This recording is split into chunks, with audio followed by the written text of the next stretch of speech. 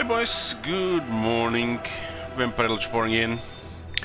We're here with more Bonerattlaz. We'll be here a while with this campaign. Later this week, it's Tuesday, yeah, probably on Friday, we'll be starting another campaign alongside this one, so a little bit even longer streams. Getting prepared for the long streams with Burning Crusade Classic. Well, I'm gonna be mixing things. Gonna be putting all my pretty much spare time for WoW, I feel, again. But here we are with part 7 of Bonerattlaz, 9th turns in. Fighting Skaven for days. Yoo-hoo! Yeah, Anke, I should have waited a bit. In the future, when somebody's redeeming something, I'm waiting like a bit before accepting, but I just clicked it and nothing could be done. It's either, you know, yes or refund, and I clicked yes and played it immediately. Should always just give like 30 seconds before clicking yes in the future. People might have misclicked, right? Hey, Desert Arcade. Yoo-hoo!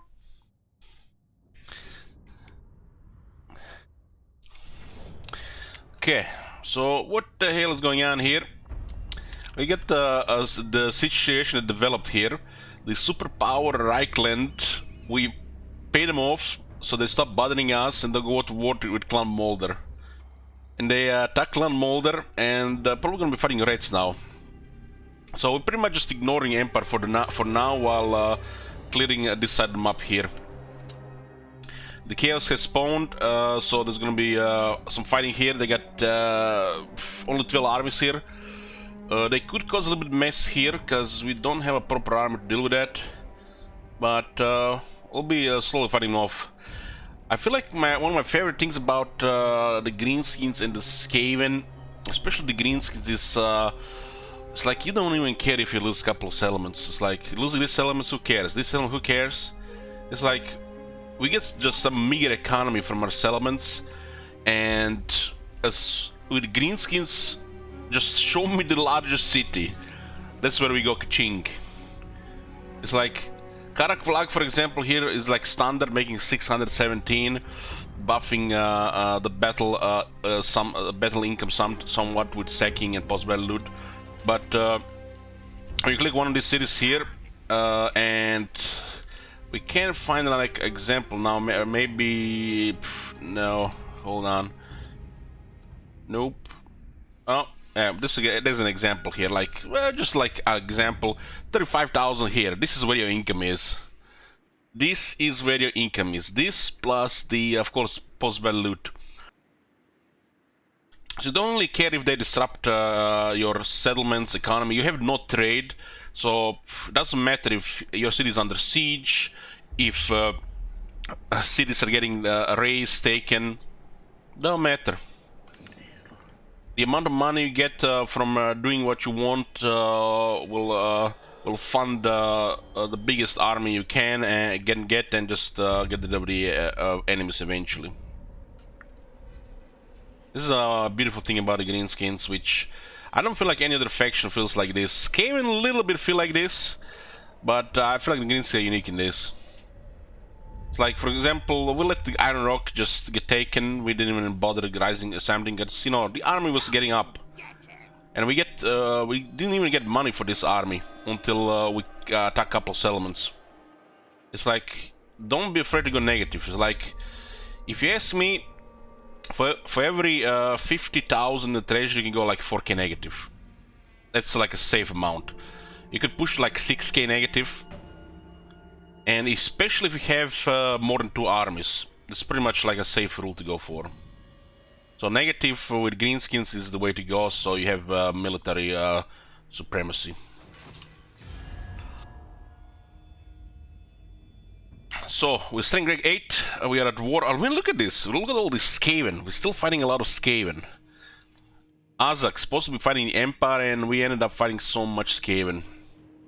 It's just how the campaign develops, you know. It's never like the same scenario, right? Just the RNG goes a different way.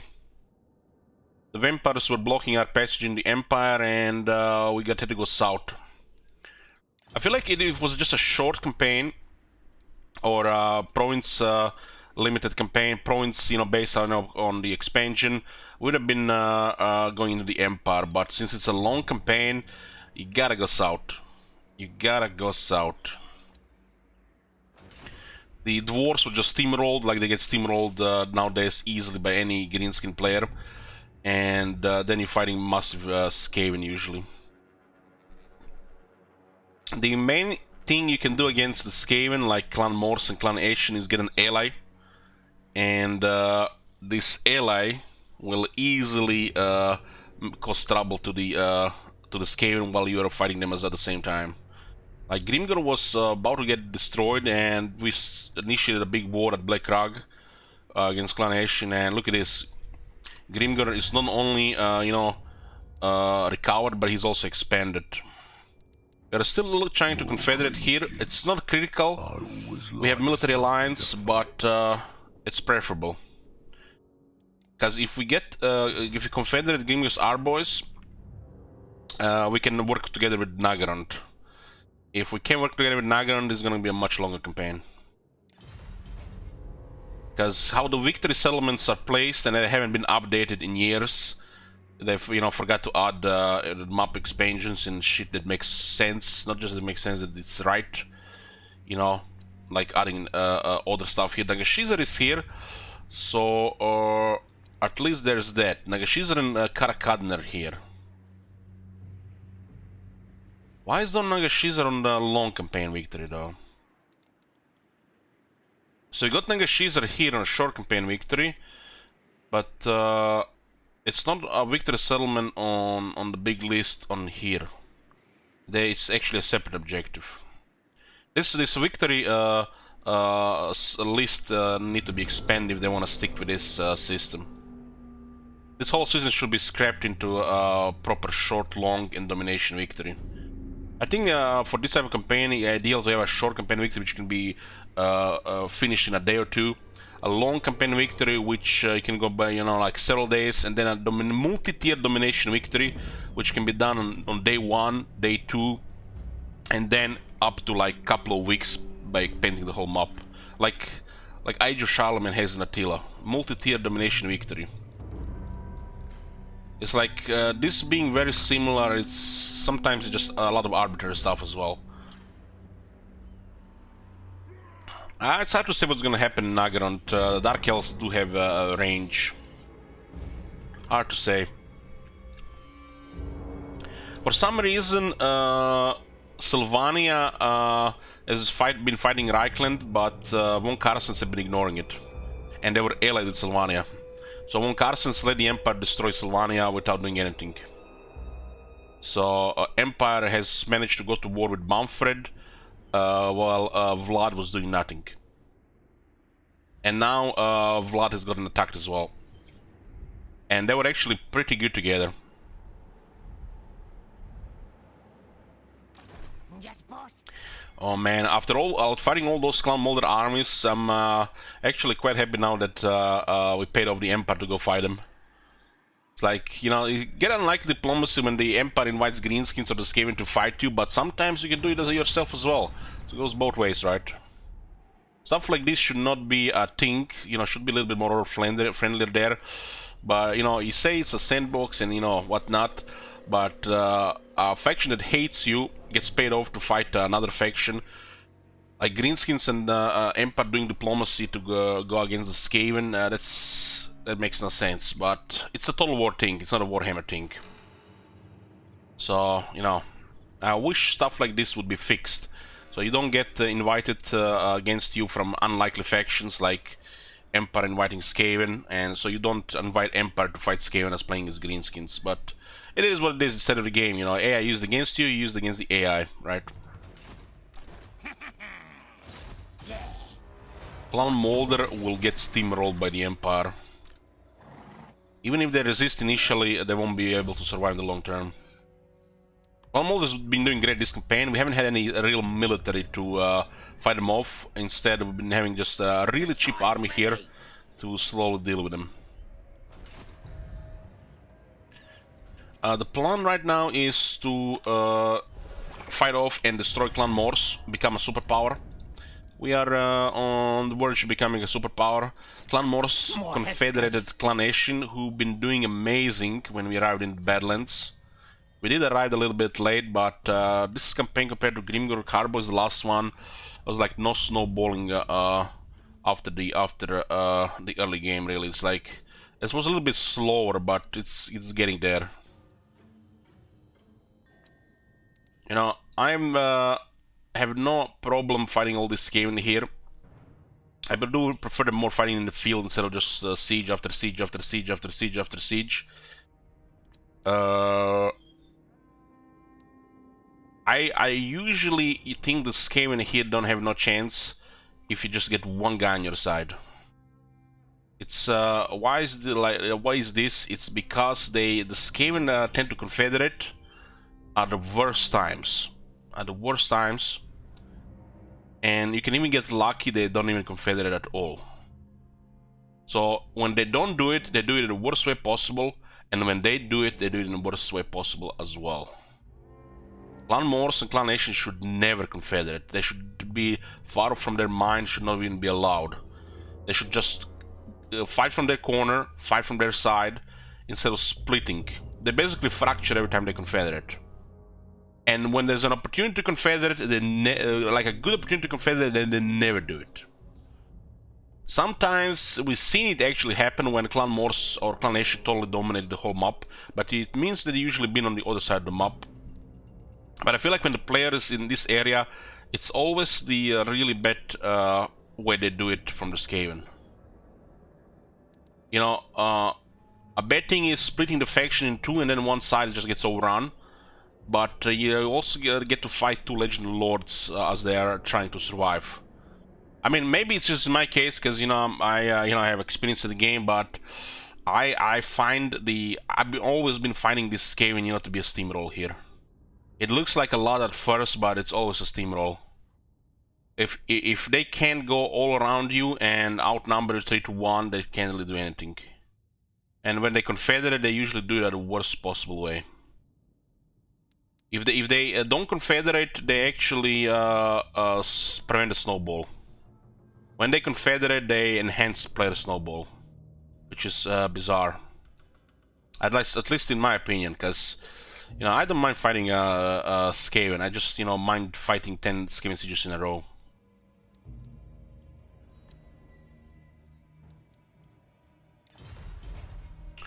Warhammer 2 hours, 5900.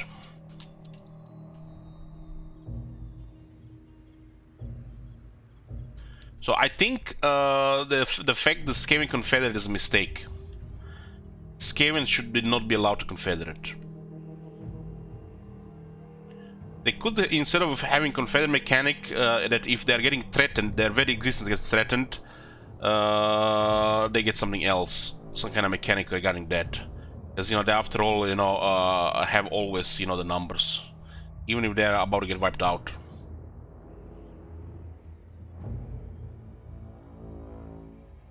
Confederation of the Skaven makes no sense to me, and it's feel like it's just lazy from the developer part as well.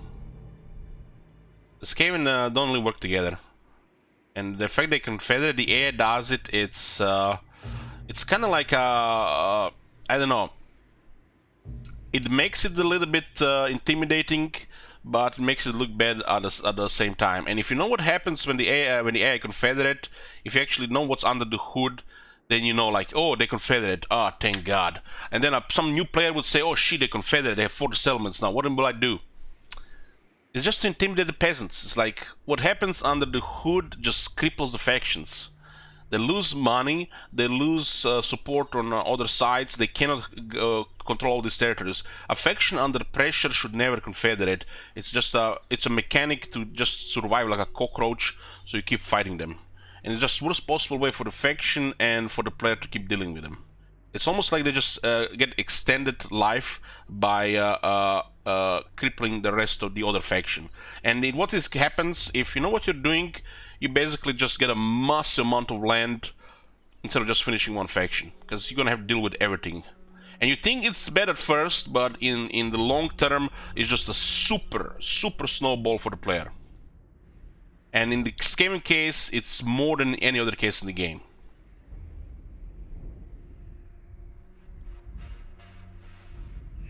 And this area is just... this area should probably be a brawl. And not any superpower forming. Definitely not in the first 100 turns. And this shit is happening here as well. Unstoppable Empire and the Vampires just getting eliminated as well.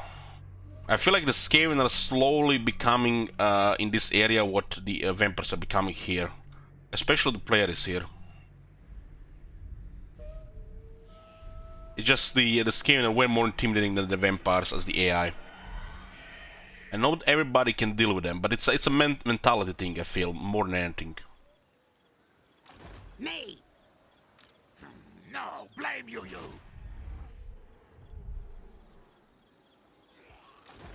Let's get 2 battles here for Gob Might. This is our Gobo army.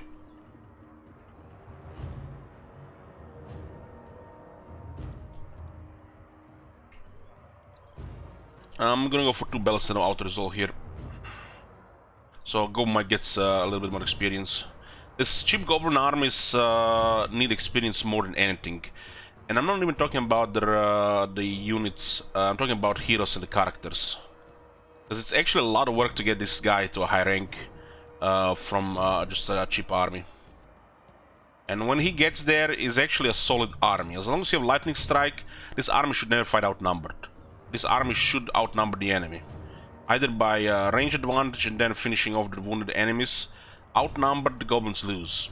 You might, say about goblins whatever you want, but they are not meant to fight outnumbered. Especially not about units that are better than them, like Plague Monks. I mean, 1 goblin can deal with Plague Monks, but 2 Plague Monks and 1 goblin, you're fucked.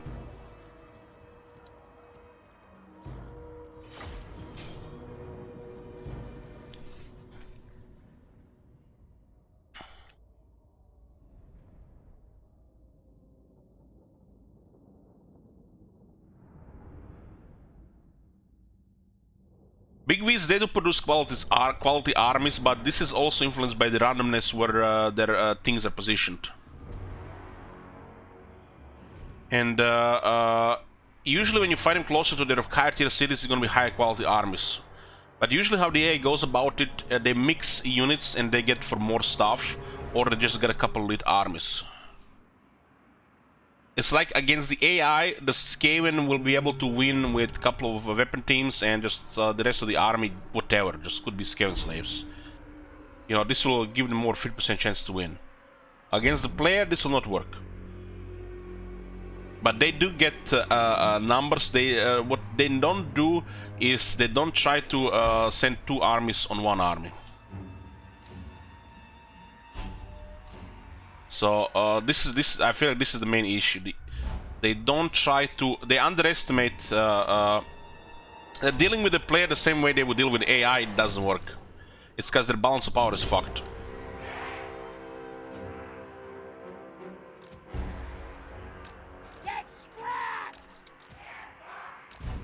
This is why the AI should be way smarter than this, but I think this is made on purpose so the player doesn't feel overwhelmed, because the AI outnumbers them, and it should be a thing in Legendary. The AI should always try to outnumber you and not just send an army at a time. Instead, they try to mix things around and attack weaker settlements instead of consolidating their force for a guaranteed victory. If they would consolidate their force more often for guaranteed victories, this game would be like 3 times more difficult. You see it happen all the time. But they don't do that. The only times they're gonna do that if all the armies are in the range when they're about to attack. So in other words, it's easy to get into a regular battle, 20 versus 20, because the AI underestimates what's gonna happen in the battle. It works in auto-resolve, but it does not work against the player in manual battles. If the AI would use their difficulty bonuses to always control their force and outnumber the player, this game would be very, very hard.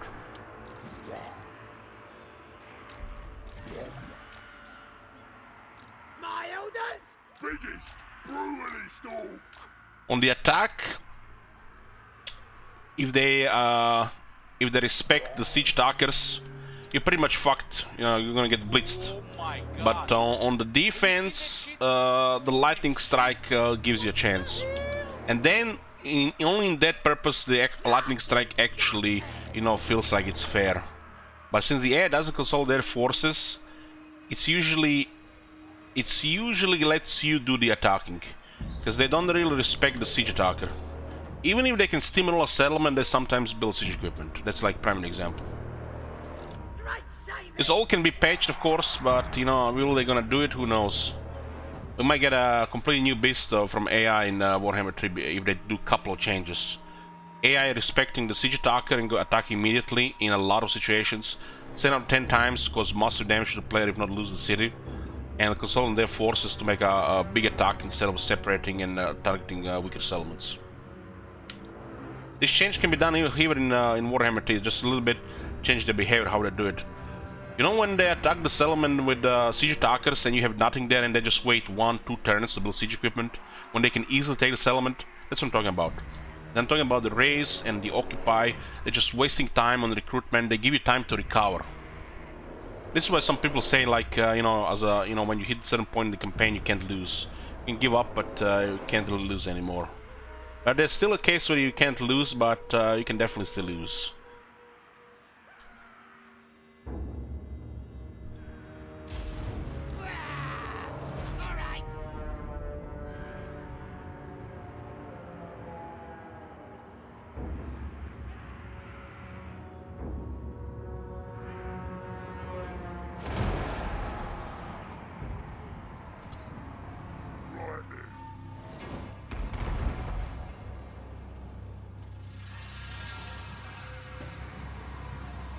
We're gonna use Garrison to diminish them, and then we're just gonna finish them off in a second battle. This feels like what Gob might would do. Send in these guys here first. Give them a 0, and give them a formation, and give attack direction. Yoo-hoo. Thank you, Master. Thank you, Cheesy.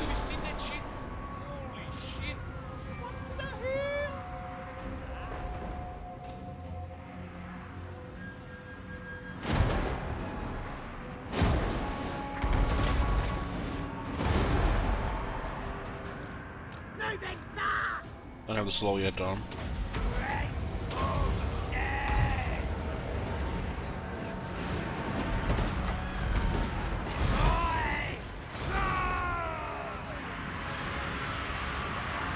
What? They didn't kill a single goblin? Get the fuck out of here. What the? They can't...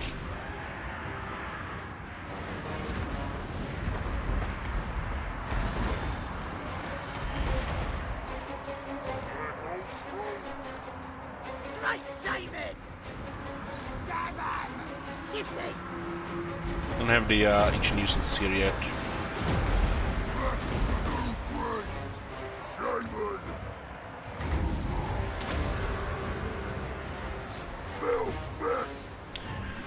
Hey, look, not sure if you've seen it yesterday, but I made you a shaman this game. But that's okay with you. So you can bring burst and foot of Gork people.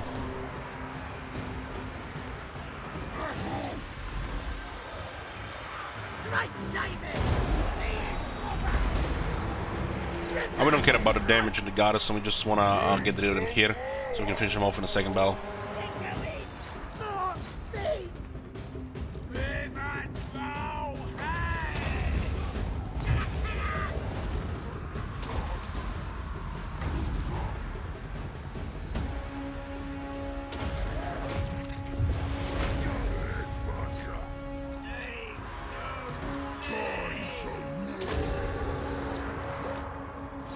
Send, was it 3 gut runners there?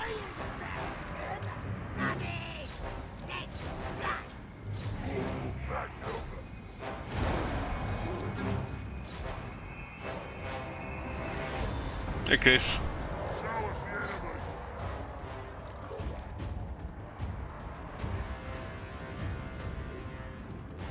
Ah, screw you. Hey, Goblin Archers.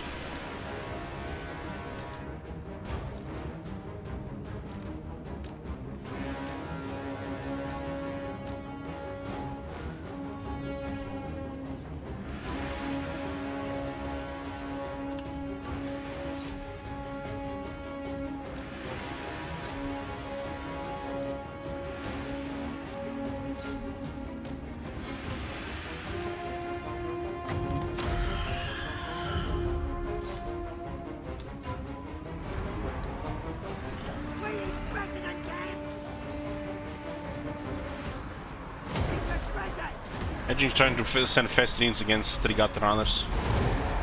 And they can actually kill them. The land's already! Let's take this, gits! Zapper! The Black Ones will win! Moving fast! Let's go, we do it!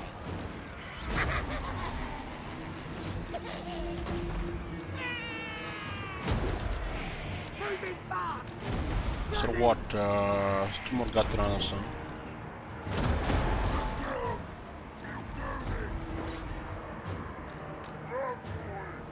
Gonna kill him! You swat! Moving fast! I love Black Orcs. They get job done. The Black Orcs will win. This shall win.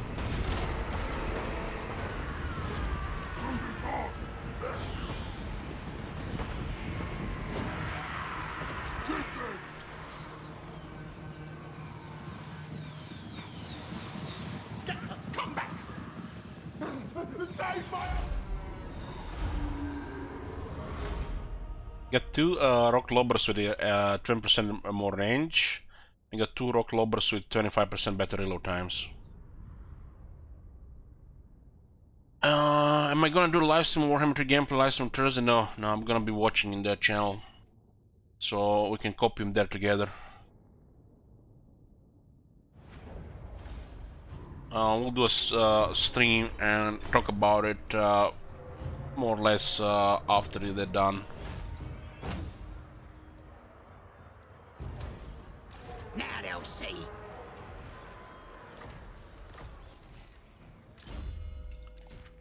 You're wondering why I'm removing followers from heroes all the time. I don't want to have things equipped that don't work.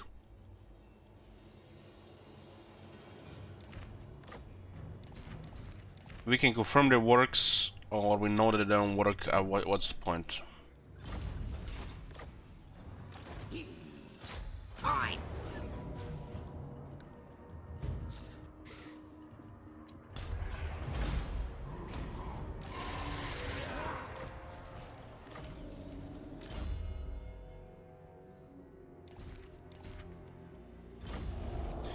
This thing should specify if they work on heroes or not.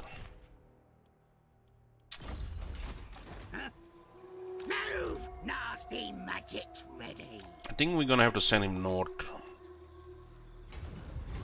Yeah, Oh, Gobo might got immortality.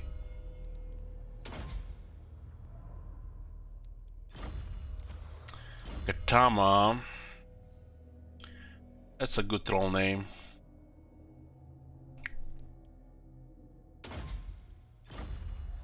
But look who are here, rank 18.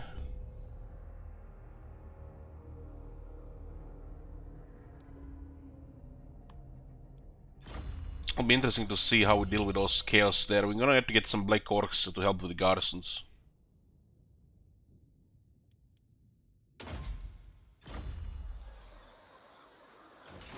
We should definitely recruit some Black Orcs to help garrison this area here. Karak Vlog is gonna get targeted. This is Karak fucked here when the chaos comes.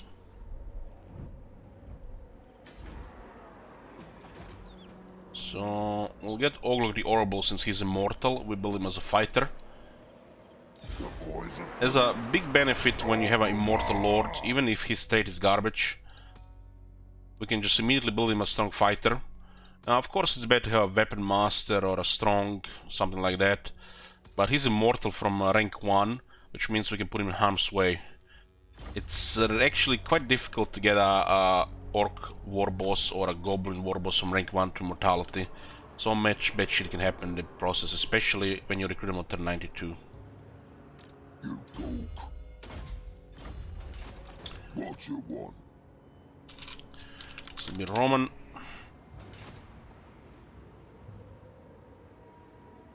Talk. Send me to battle. The chaos is coming to attack Karak Vlog there.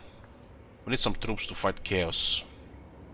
Meaning black orcs and monsters. We can afford a lot, but we still have to get them.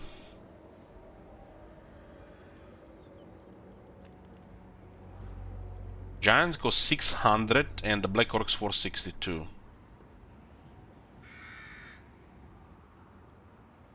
So we can get 2 trolls instead of a giant. We cannot follow 4 armies, so 2 trolls are better than a giant.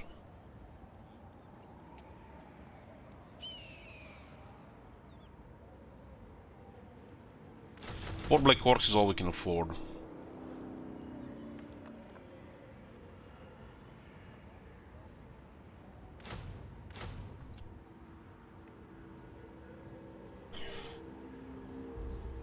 Trolls are excellent in garrison.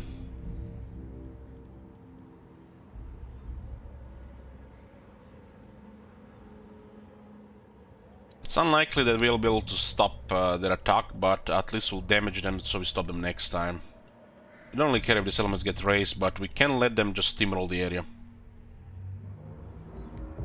Now's the time. Curious, why trolls over rock stone trolls? I just said that we don't have the money for this army. Reconnaissance, you know, don't you have one of those things in your ears that help you hear? I would go for the giant, but since this army cannot go 20 units, we get 2 trolls over a giant, because 2 trolls are better than a giant if we can fill the army.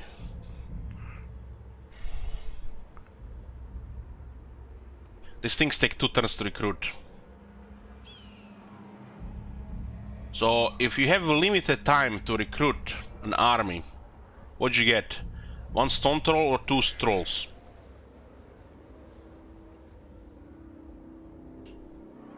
We don't even have the money to fill the army. So of course the trolls will be better in numbers. And we are gonna be garrisoning the city here. These guys will be here in a few turns. Ready.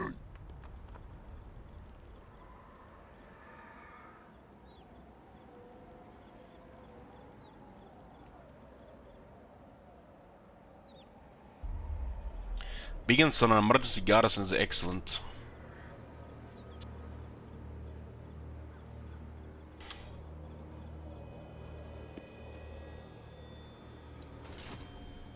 This is my land. We can get some biggins on the other side. I'll see next turn. We can't really afford too much here. This is a 5th army. It's unrealistic to go for it, but we have to. We can fill it with units, but we have to still fight chaos there.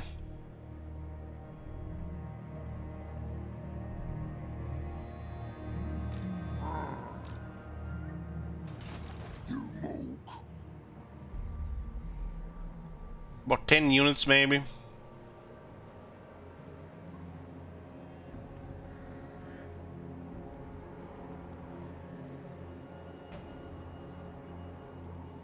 You can put all the war banners in Roman as well. This guy's have reached rank 7.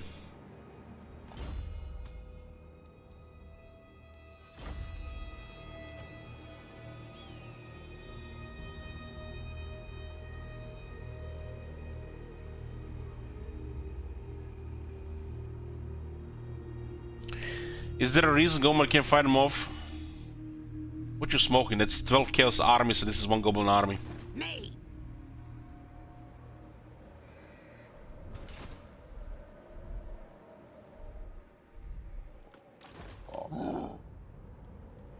Now they're too vulnerable to the large units.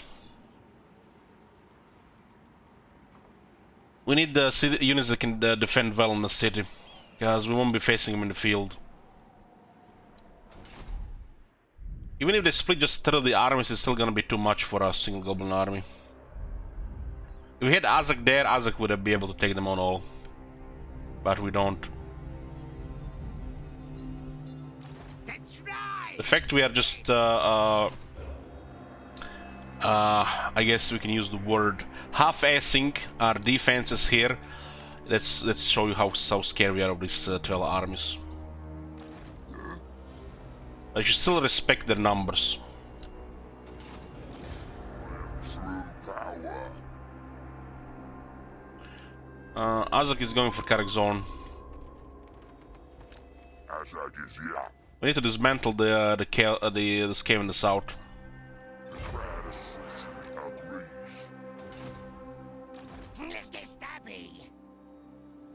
When I gets there, gonna stab.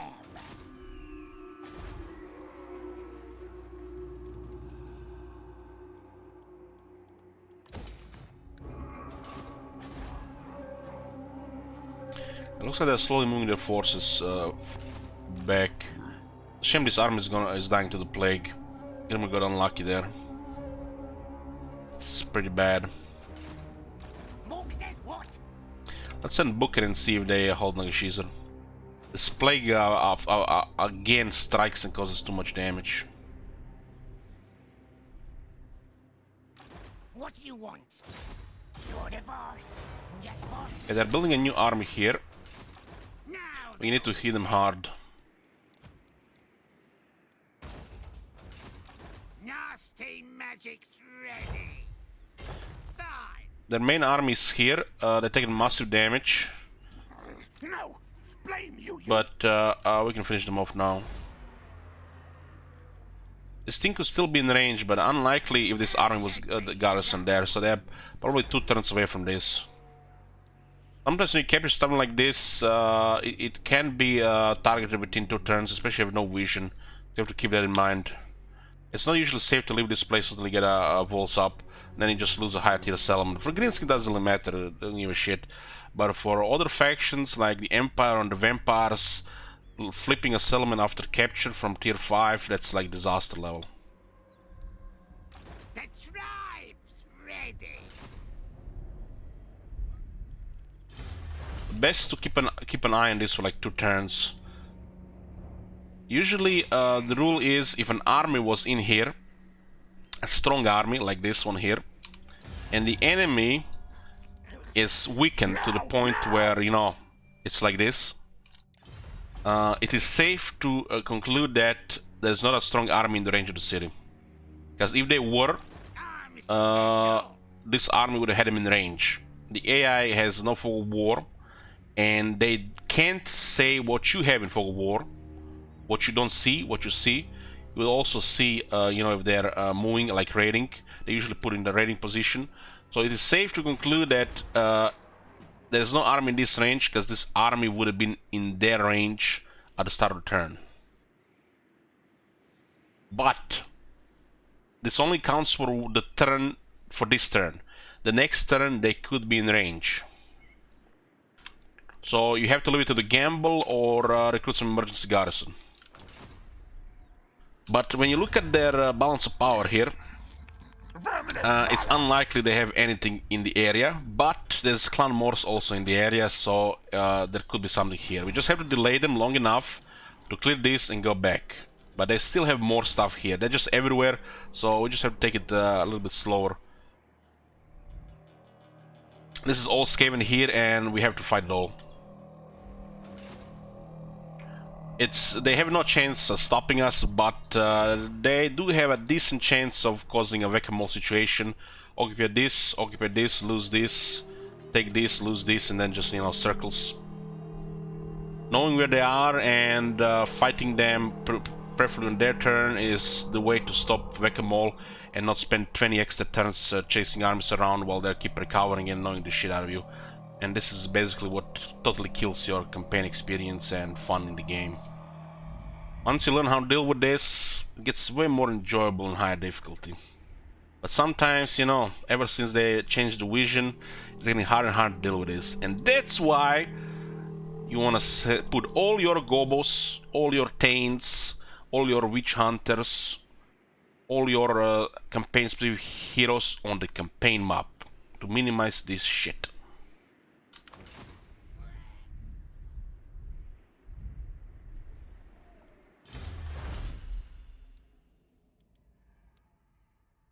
Because if you know where they are, you can play with better confidence instead of just risking it along.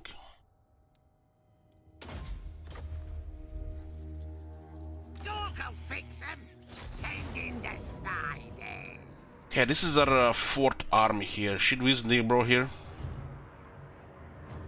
We had a really awkward fight when we had to face their main army, but we prevailed. One of those battles where if you don't apply the right pressure on time, you just basically lose. I feel like that battle was a perfect example where you can easily lose as you can easily win. Since just because of their composition, counters our composition. But you can still, you know, apply the right pressure.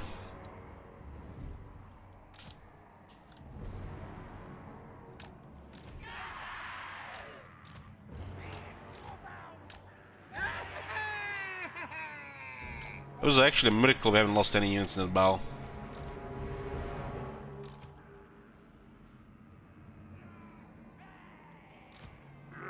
Yeah, this one is no problem, but I should have seen the one before this.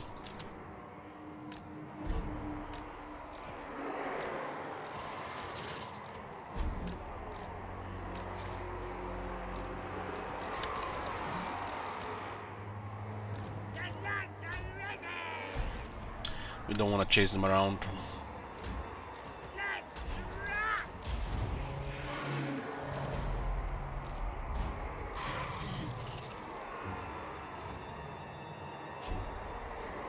They turn easier.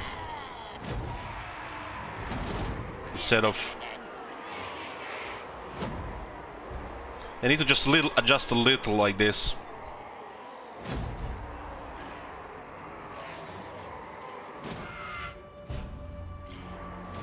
It doesn't matter in most situations, but when it matters, it's gonna matter.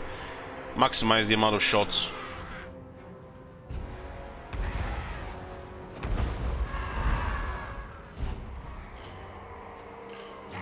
The range of the unit comes from the center of the unit. So, the enemy has to get deeper into the vision, into the line of fire, so they actually start shooting.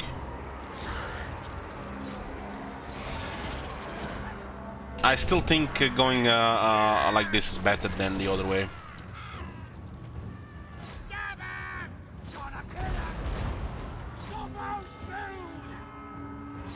Better counter dead globes.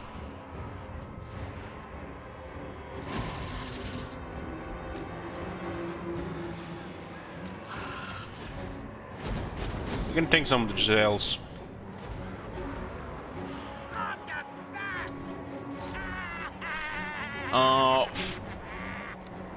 For like catapult artillery, this is the way to go. Mortars, grudge throwers, doom divers, rock lobbers, plague catapults.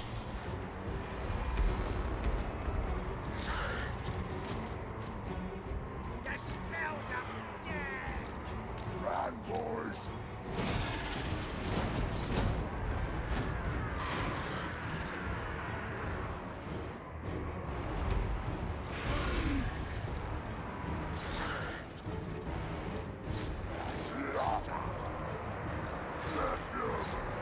Also, this time they don't have the range advantage, so they actually are engaging with everything. But the last time was they were actually not engaging in melee.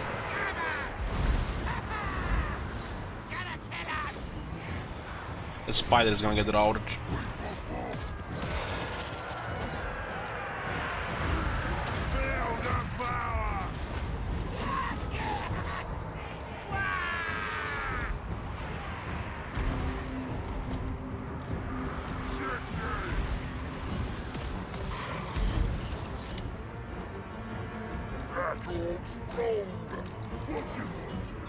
Let's start going here.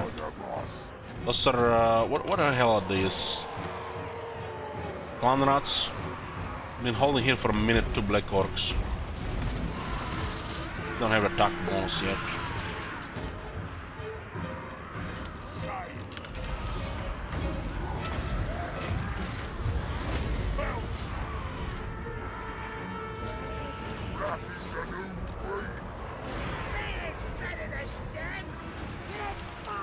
Some shots get wasted if you put everything on one unit, but increase the chance of that unit routing.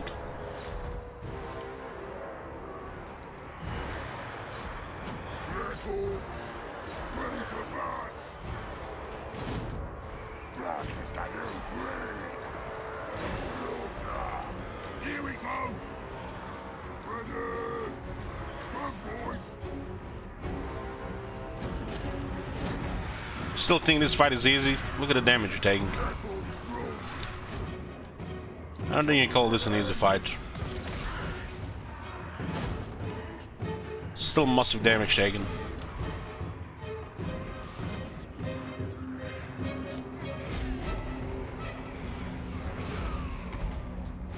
Little, just keep your artillery at fire at will, and you fuck it up, and one of the spiders gets killed by the rattling guns.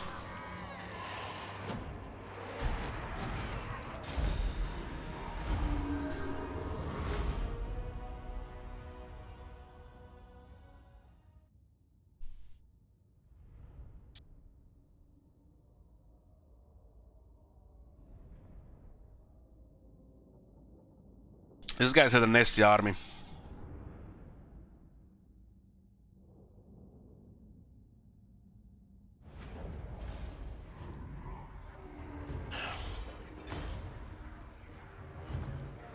I mean, put somebody else in these shoes, somebody who doesn't have the experience of the game and had to deal with that army original size. So instead of actually clearing them, you would take massive casualties, you had to fall back, and these guys would just recover and just be more annoying in this area. This is what causes the snowball effect, if you do well in a situation that or not. Because you see this army manual, right? Double its size with extra infantry and more shooters. That was the original fight. And we had the same thing here, minus the shaman, I think. It was without a shaman. So they had like double amount of rattling guns, and they had stormworm and shit, and we had to deal with that. And by some miracle, nobody got killed. By some miracle. It was acceptable to engage them like this, otherwise they would have been moving around. I mean, when you have one army, shit like this happening, it's massive setback. When you have two armies, you still really don't want to go badly. When you have 3 armies or 4 armies, you don't give a shit really. You just go in, you need to get rid of them. If it goes bad, you get a new army. But depending on the amount of armies, it could be a setback for 5 turns, 10 turns, 15 turns, 20 turns. All these shits add up during the campaign. Then you end up in a campaign where you get facing 80 settlement Dark Elves, and you're still in your starting zone.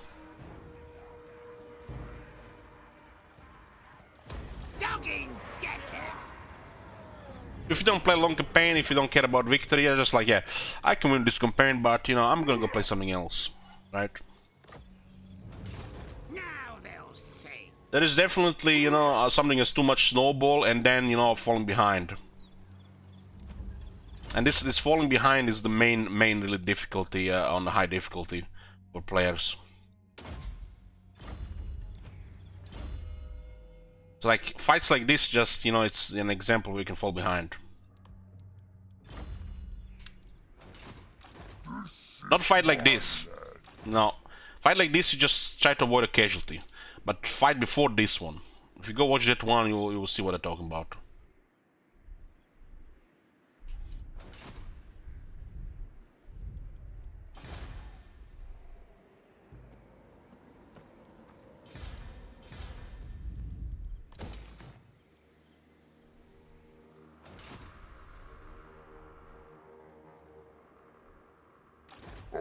Well, if as green, you always find it hard to counter range and lizard. What should I be using? You mean with the greenskins? Like army like this will steamroll lizardmen. Just make sure your lords and heroes are high rank, have battle skills, have the proper magic items. But this will destroy lizardmen, no problem. When it comes to Skaven, well, usually the best bet is just to go after them. In case you have artillery, shoot their high value targets, like their artillery, their long range weapon teams, their deadly weapon teams, and kill the rest in melee. If you have a purely melee army like Azak's army, which is pretty much melee oriented, you basically just go in their face and you just keep going after them until they're all dead. Click, click, click, click, click. Make sure that no units are idle and keep the pressure up, they'll rout fast. So you have shock army and you have a shock with some reaction possible. The greenskins don't really do well with reactive strategy. Even if you have artillery, you still go after them. If the enemy has actually stronger units than you, like you don't have Black Orcs, but instead you have goblins, no matter how buffed are the goblins, they'll still get fucked by proper units. So you wait as long as possible to diminish them with artillery and magic, and then finish them off with the rest. While with an army like this, you could stand behind, shoot your artillery as long as possible, or you could just send this forward while artillery is hitting the wave targets.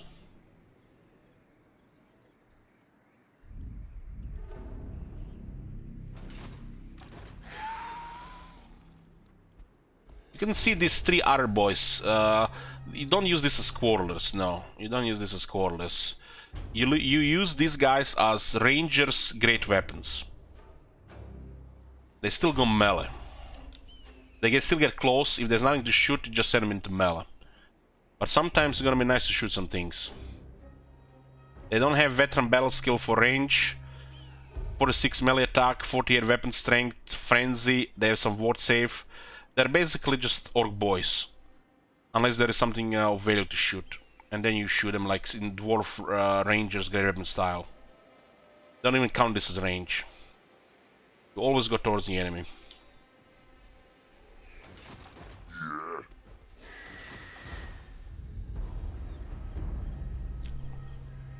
Why do I prefer starting an Arcane Phoenix? You should definitely get one Arcane Phoenix. It's like you don't get just Star Dragons or just Arcane Phoenixes. You get at least one of each.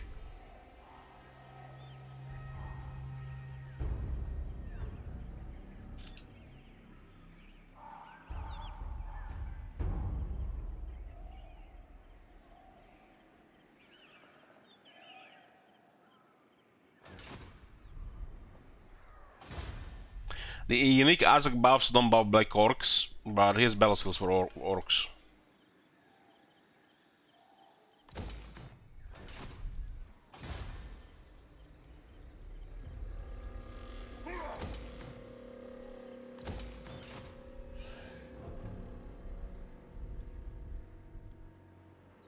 Nasty magic ready.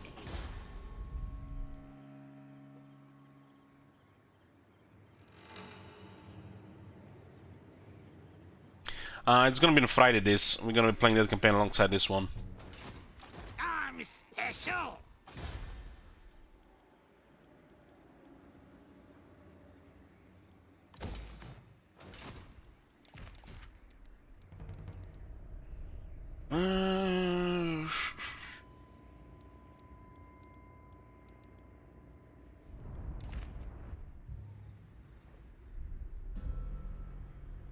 The Black Orcs are just bad manual. As I The fact you unlock Orc Biggins sooner, you can use them longer, it's beneficial. But if at some point you have downtime, you should switch to Black Orcs. You don't have to, but you should.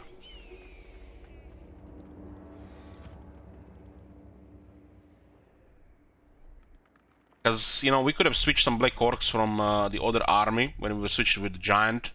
But these Black Orcs are better than Azak's army. These Biggins are better than Azak's army. Those Blacks are better than that other army, so we didn't. These guys are rank 7, and they have quite impressive stats, but Black Orcs are still better.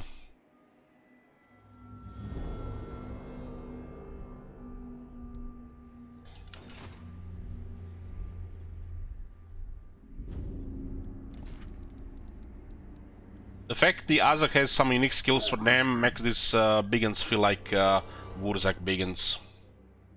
In some situations better, in some situations worse. You can just keep using them, or if something bad happened to this army, you're definitely gonna get Black Orcs. You're not gonna get new Biggins. The thing is, this is a way too convenient because Biggin is 1 turn and Black Orcs are 3 turns. Why do downtime when you can just keep rolling? Get another army with Black Orcs and keep rolling.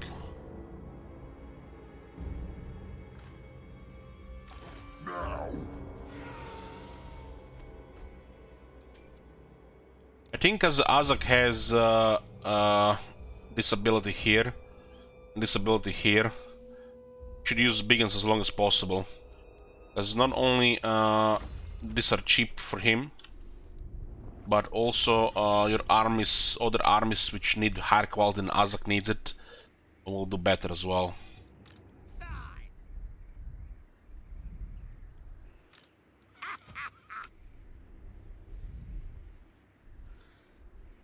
Because the real war boss, you know, it's better with Black Orcs. Shiryu is better with Black Orcs because these lords are not built up. Azak is rank 40 with hero assembly that just makes every battle easy. So at this point it doesn't matter if it's a Biggins or Black Orcs. But at some point it might matter, especially if we're outnumbered. But we got lightning strike, so it might not matter at all. The difference between this one and a Black Orc, you know, is gonna be experience at some point, and how fast they kill armored units. These units will have more attack, but with magic and the VA buff, it doesn't really matter that much. The Black Orcs will do more damage. This is what you call efficient and good enough. More than good enough.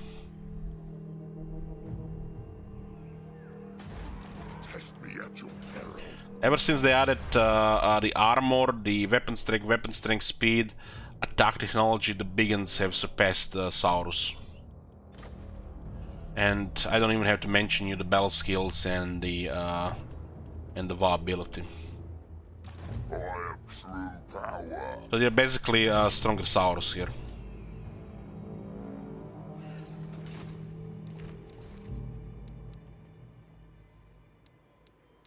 At some situations, Saurus might have more toughness, but Biggins have way more offense.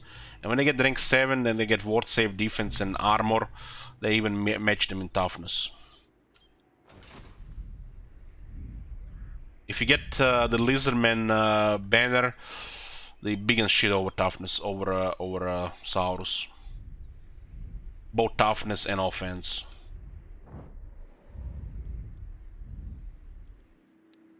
Do we sell out against those undead? I don't know. What do we have here? You're lost, Mr. 3 Black Knights.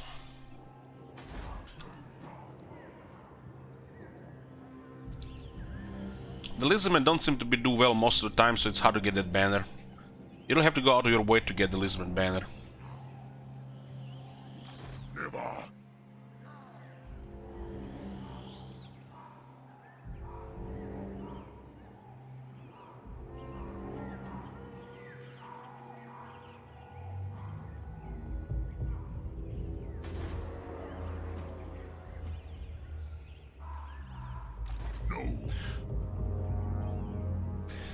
Well, unless they do some rework for most factions at the very start of Warhammer 3, not just increase health and stats on over Warhammer 1, but rework some units like Creep Horrors. It's probably gonna be more of the same. But I'm hoping they do multiple reworks per big update, because it's gonna be too many factions. And they will not be able to do everything anymore. Because this is probably one of the most massive games ever made. The strategy genre in a single environment, like a single campaign. If they can keep up with updates on the factions, multiple factions every update, it might be better. If they don't, it might be even worse. Because they rework Empire while they leave the Vampire you know, with a 2-year-old update. Something like this is unacceptable. And when you add another 10 factions to the mix, you can rework one faction every couple of months. You gotta be like one every month or multiple every few months. So, knowing CA, it's hard to say. From what we've seen so far, it might be worse. Unless they do way more effort into this, it might just be worse. The balance.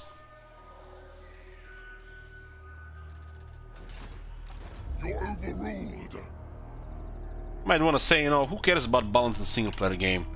But this single-player game has more play value than the multiplayer game. At least more people are playing it. People care about the RPG elements. They don't care about just kick battle. They care about, you know, building up shit, characters, armies, stuff like that. Not just live for one battle. But when the Empire wins consistently and the Vampires don't do it like 1 in 3 times, Well, this hurts the replay value. When the Dark Elves win nearly every single time and the Empire wins every single time, well, a year later, people are gonna stop playing. The balance is important in these cases. I almost feel like they should put that thing where it randomizes the starting bonuses. What do they call it in the Paradox game? Lucky Nations or something like that. Why not? The game is online all the time. The Stat Horse at CA are recording everything you do. So why not? If your last 3 campaigns, Reichland has destroyed Sylvania, then they know this. They fucking know this. They're fucking spying you in what you're doing. You know, they have all this information. Why not, if this happened the last 3 times, why not on the 4th time, when you start playing the faction, the Vampire counts get a massive bonus compared to the Empire? Just they're making it harder for themselves, trying to balance it in the bigger picture when they're not really looking for easy fixes. The easy fixes are actually making it worse, I feel. I feel like looking from the player perspective. And after years, you know, since start people complaining, then try to do some fixes that come too late.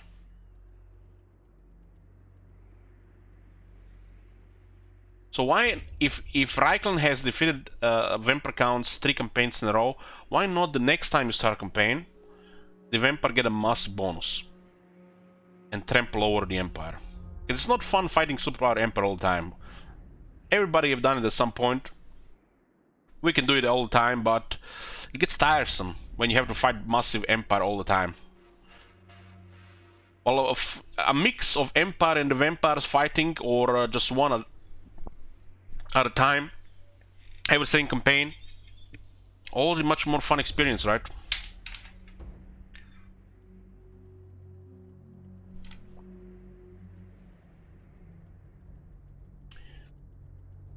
Shit is getting old. The Dark Elves dominating and then the Empire dominating. Even if it's in the first 150 turns, it seems to be consistent. What, last 5 campaigns, Dark Elves dominating, Empire dominating, right?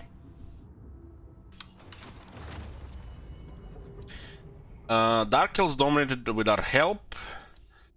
Not sure what we're here. I think the Dark Elves is still dominating. Empire was dominating. This one was sellout.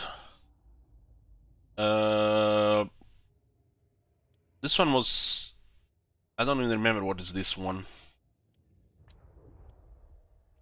I feel like unless we interfere with the Dark Elves, with the High Elves, I mean the High Elves just feel like getting just steamrolled more often now than before.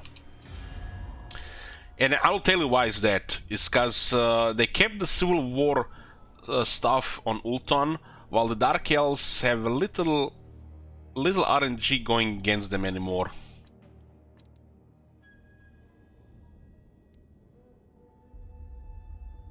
No, it's just because it's Ulton has this system where you have a combination of very and ardent factions, which on a let's say on a balance case of out of 10 campaign examples, you will always get a civil war here.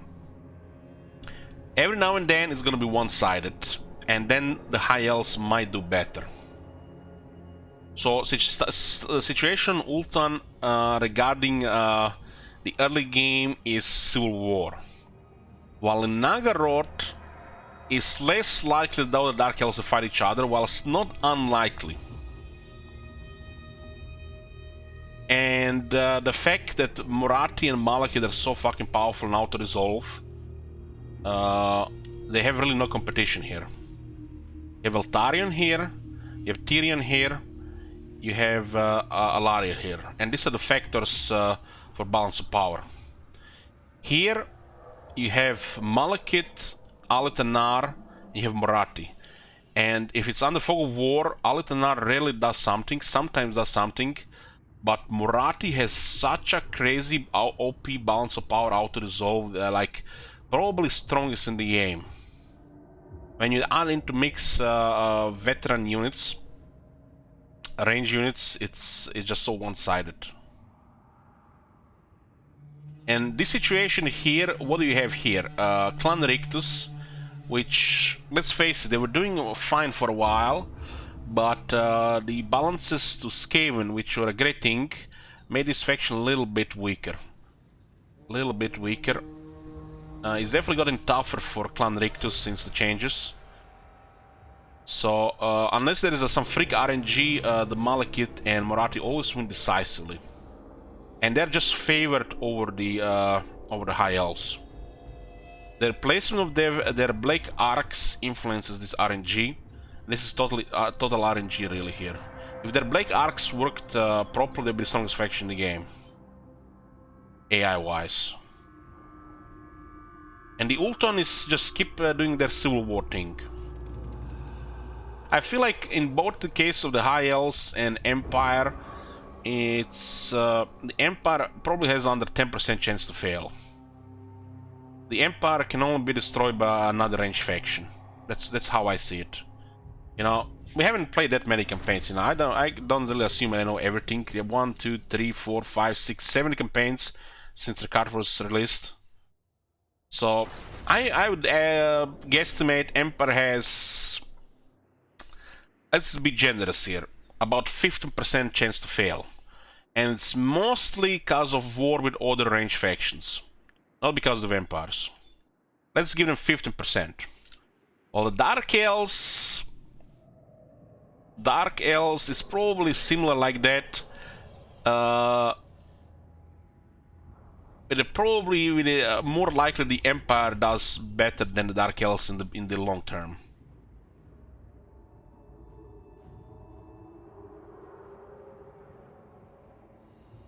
So this is currently must-win balance with the Dark Elves and the Empire. Must-win balance.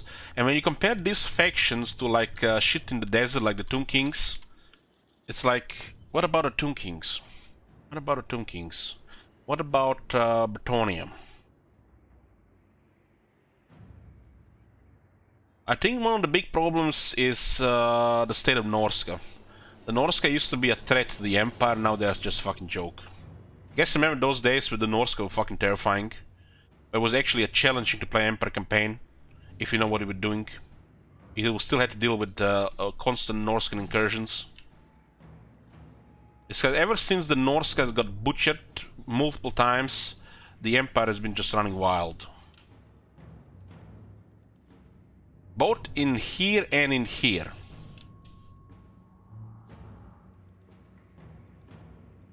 Norska should do a little better and the Vampire should do much better.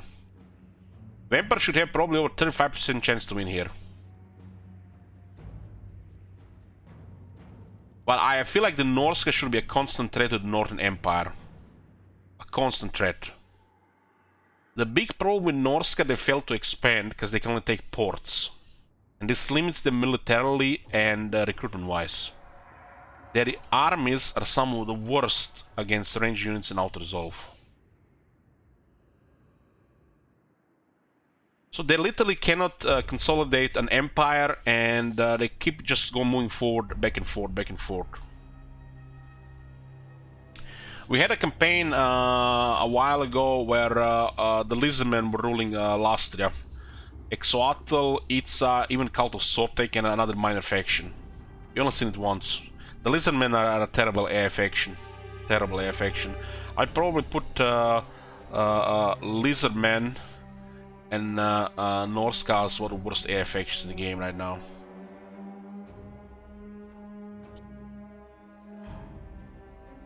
But still, the biggest embarrassment right now in the game are the Vampire counts.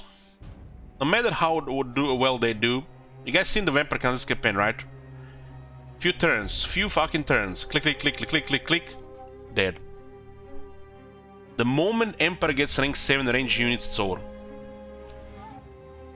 This shit happens also with Karazakarak. They get their Iron Drakes, their Organ Guns, and everything else gets killed. It's still RNG because there is this area is more balanced than this area. This area is probably the worst balanced area in the game. This one here.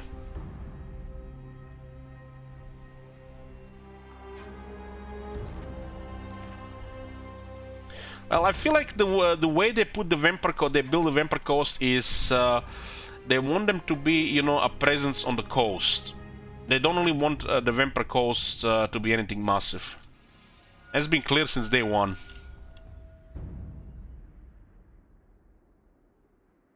Why not taking down Caesar? I'm sending here there to investigate. We are taking free real estate from the Skaven first, so they don't recover. And there might be Skaven here already. It looks like there's Skaven there. It could be Skaven there.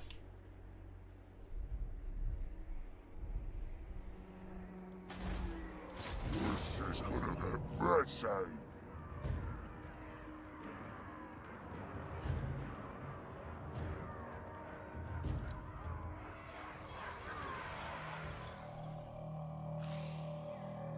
Ever since the AI has started getting 500 experience per turn, just every turn, just, you know, for the lols, they get 500 experience per turn. It's way too high. Should be like 350 or 400. The range units have totally upset the balance of the later game. Literally, if you see a melee faction winning, is a freak accident. Like, what the fuck can you do when look at this Empire? 3 halberdiers and a spearman. 1, 2, 3, 4, 5, 6. 6 missile infantry. 1, 2, 3 war machines, missile cavalry, and 5 artillery units. I mean, what the fuck can you do this in Auto Resolve? What the fuck can vampires do? Look at this. They have 4 infantry units and this less range. These units are getting 500 experience per turn. They're getting leadership, they're getting attack, they're getting defense, they get missile strength, and just break balance of power. And on top of that, the Empire technologies, which are the best in the game, anti-faction technologies, which are broken, and the AI cannot compete against this. It's literally a freak accident when the Empire goes badly in the late game.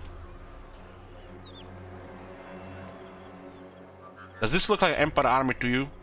This looks like a certain YouTuber army, really. And this is okay, apparently, for the AI. Who should we attack?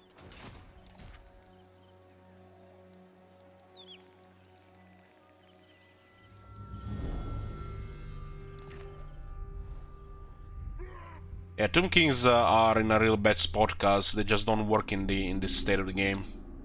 Especially because other factions confederate and Tomb Kings cannot confederate. It's just not balanced. The fact the Empire and the Skaven, which should never confederate, just making Tomb Kings a joke as the AI. Greenskins making another leader to confederate, I like that. That makes sense. Confederate diplomacy, that should not be a thing. Dwarf Confederate diplomacy, that should be a thing. Batonian confederating to technologies, I like that. That should be a thing. Empire confederating to the events, acceptable. Empire AI confederating in Marienburg, unacceptable. Like, they need to revisit how the confederation stuff works.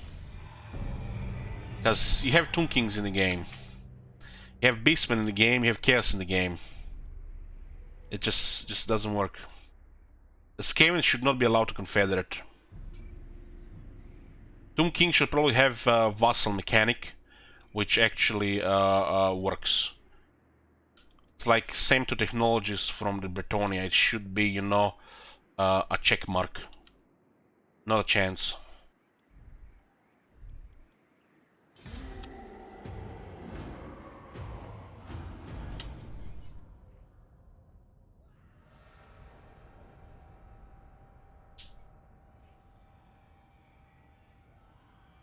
The Skaven should not be allowed to confederate. That makes no sense. It actually weakens the Skaven and it just takes bullshit Legendary Lords on top of it.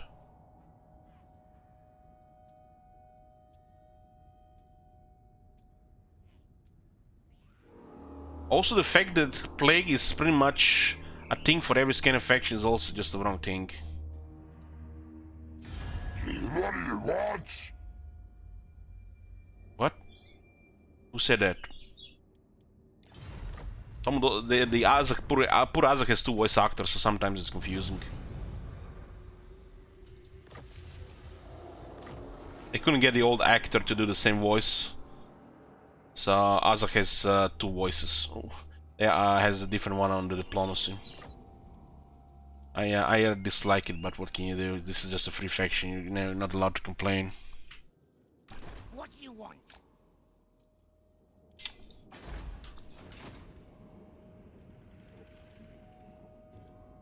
I'll have your soul.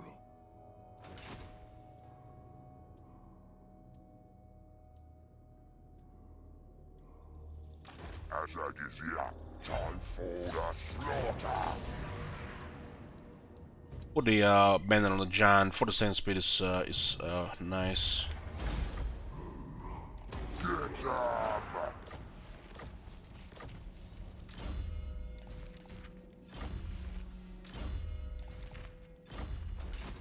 Over this thing. What you want? Good.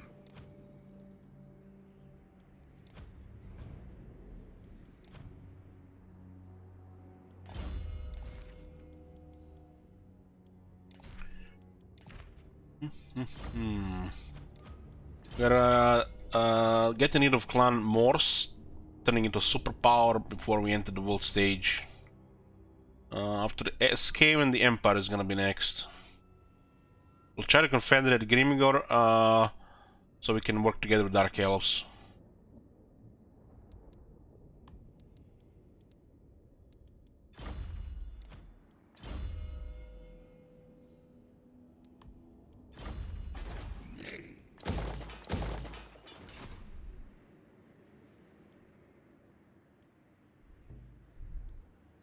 Yes, boss.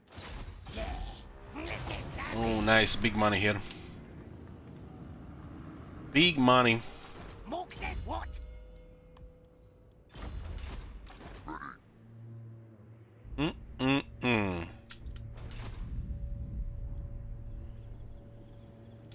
How's the situation going, big bosses? We need more.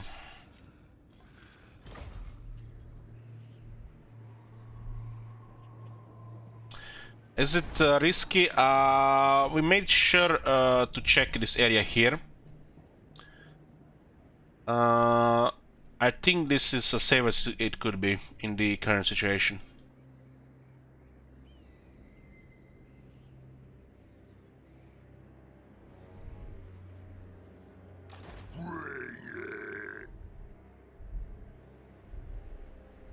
If the Skaven bring those armies from the south, it will take several turns to get here, or they could also just go for Grimgor.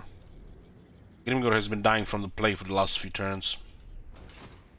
Ever since Clan Nation confederate Clan Morse, they just fucked up the balance in this area and they're all dead. So we're just grabbing the settlements. Nothing they can do anymore. The moment they confederated, they just fucked up the whole system for these factions.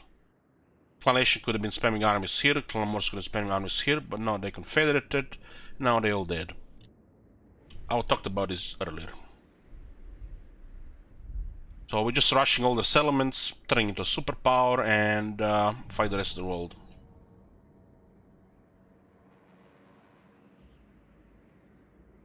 The Confederation fucked them up. Who should we zap? What do you want? Away! So Gal, I sacked this place here, and it's unlikely they have stuff here, so this is as safe as it could be.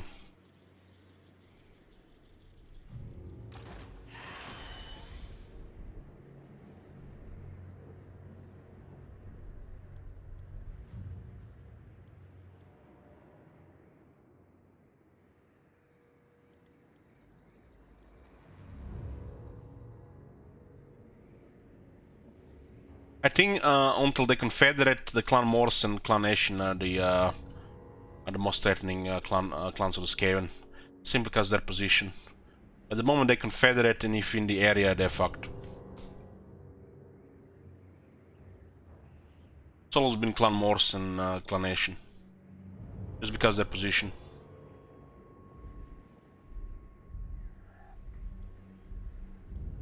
Clan Morse has a prime location to become a power, and so has the Clan Nation. The other clans, it's kind of difficult because bad RNG can happen to all of them. Clan Skrar can even get eliminated on early turn Clan Pestilence, same. Clan Richter, same. Clan Molder, I guess it's a little bit better than those three. So Clan Morse and Clan Ashen are the most threatening Skaven.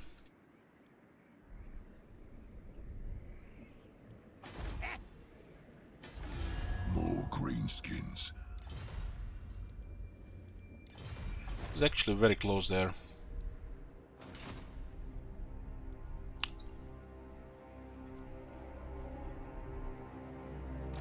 What?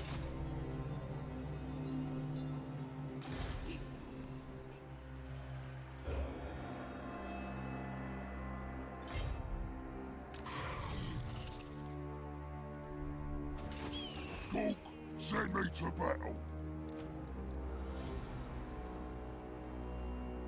This is a tier 2 unit and it costs 50 as well. Oh. Our second Y is about to be successful. And hopefully get a third Y is probably going to be on the Empire as like no good other options. So we get a permanent buff. Nasty magic ready. This magic is ready. We're getting rid of Clan Rictus here. Clan Rictus Nest. Rictus Clan Nest. Me, the spells are charged. So where can we put this on? Any unit? Damn. Damn.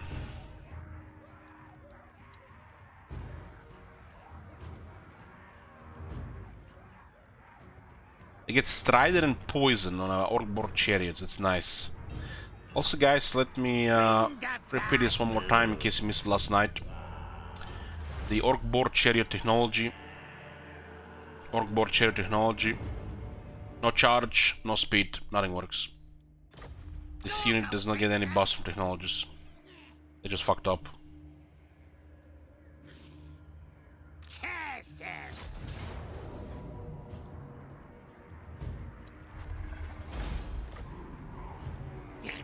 Very bigger. Next. Fuller.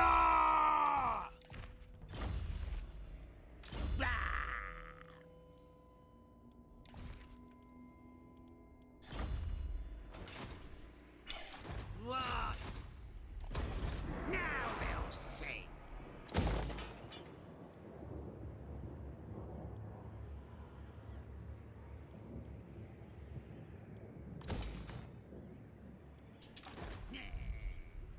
Since this guy is here, I think Crookwood Mountain is safe.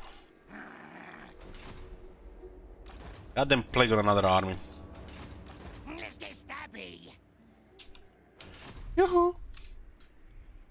Born for war.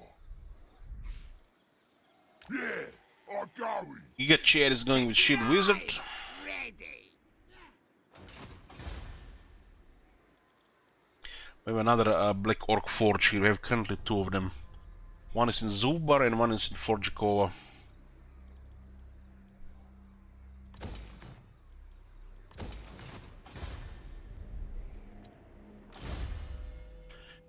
The real war boss. Yeah, we're getting renowned and feared.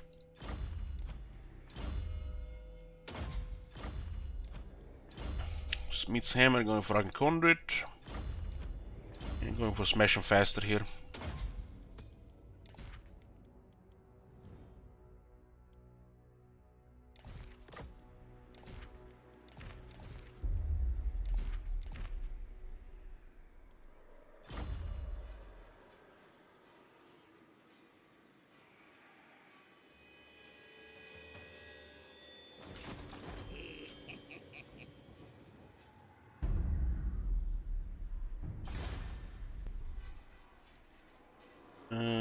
Huh.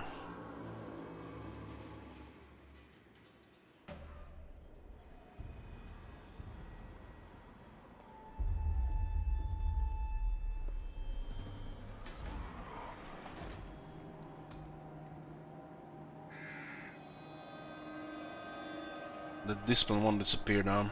Oh, I'll just get a cunning one. River throw hag. Too far. So the only reason to upgrade this or this is to get the notification, so I guess it's acceptable. We do have massive economy.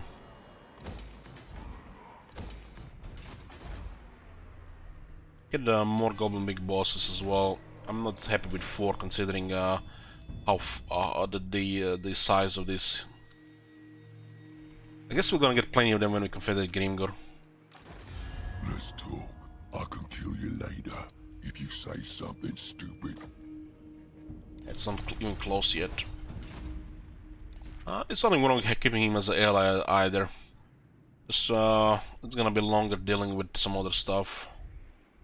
But we'll get more military and it's just gonna be more more turns to do some stuff. This is gonna be shorter turns in hours. More turns overall.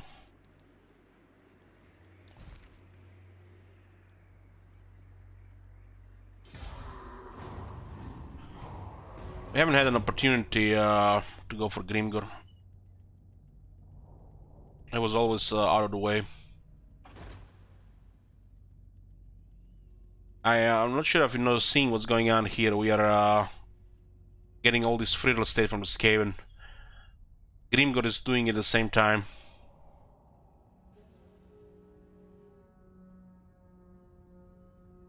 Big picture, remember?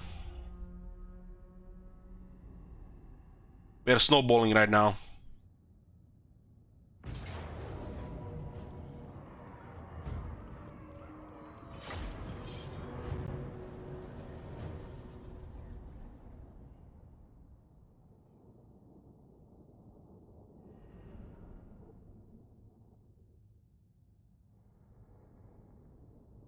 Confederate Grimgor or keep me as an ally, it's fine either way.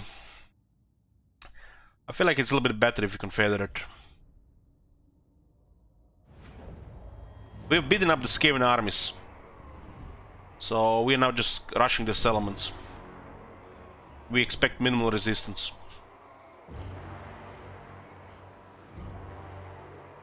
Boys!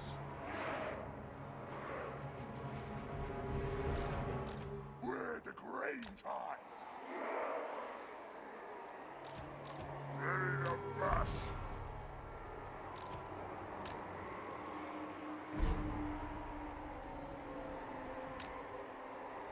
Arrow boys!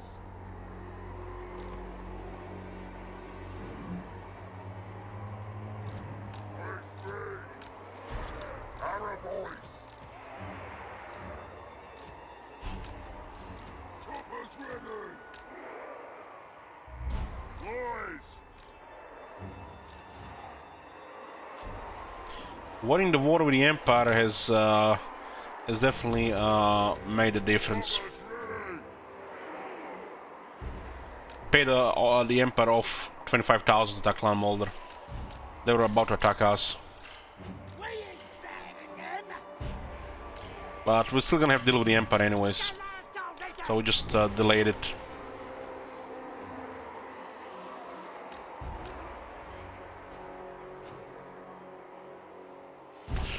McConnell says, you know I love a good Davi campaign. Is it weird that I love watching good Greeny campaign as well? I'm not surprised. Not surprised. Warhammer 3 revealed in 2 days. I'm excited. Of course. I'll be watching it on their stream. I put an alarm when they start, and I'm just coffee and Blondie. Gotta hope they don't get Blondie. Maybe they should get that woman, esport woman, to play the game instead.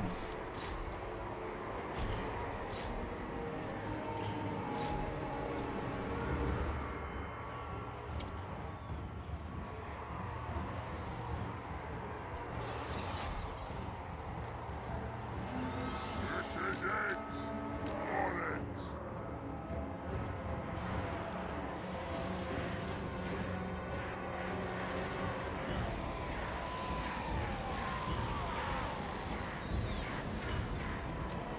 Hold on. These bats are attacking our boys.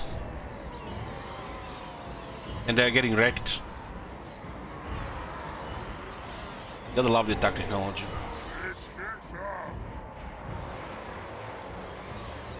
Man, the state of the vampire counts is so fucking pathetic. I'm missing like 30% stats on their units, especially as the AI.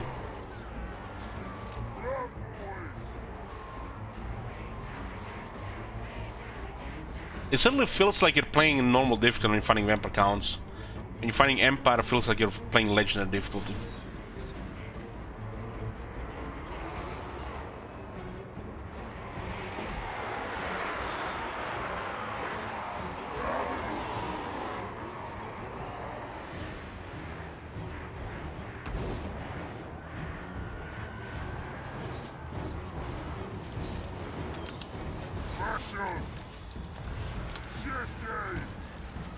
Moving fast!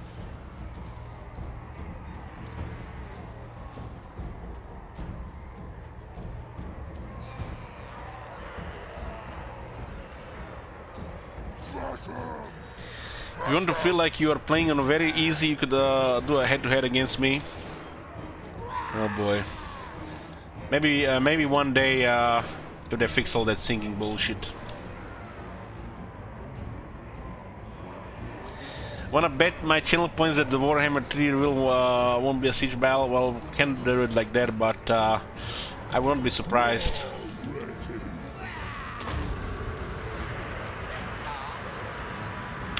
They're going to leave the best stuff for last. Pepper laugh. Who knows what's going to be? We'll see it in 2 days.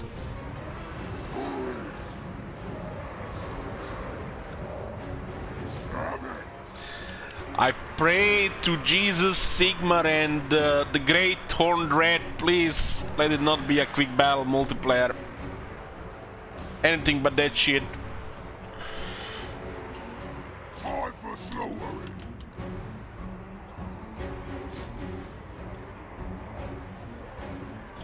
They sent the worst unit to attack the gate. The dogs would have already broken the gate.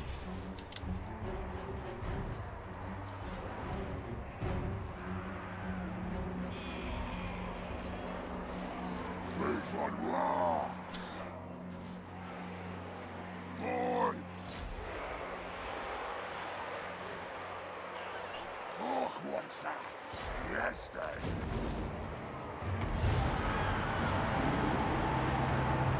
I want to see a dead bloodthirster, but I don't want to hear it if he yells the same way, same as a orc. Hopefully that's just a placeholder. Just clear my loot history here, so you don't make fun.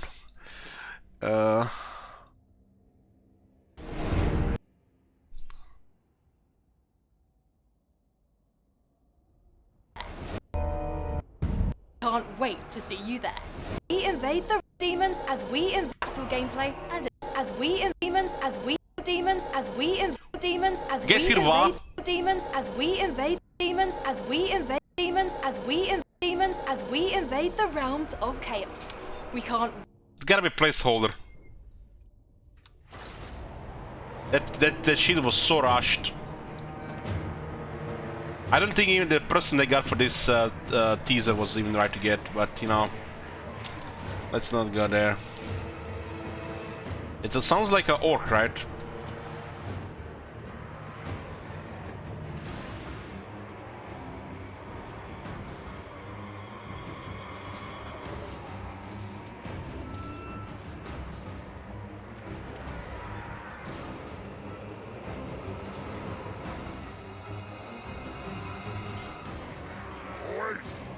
Yes, outside.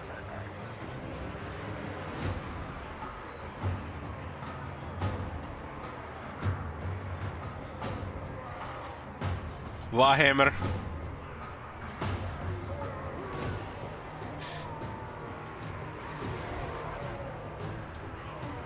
And the Vampire Lord is no joke. Well, his army is absolute dog shit.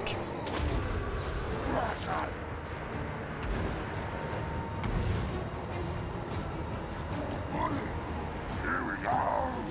This is it.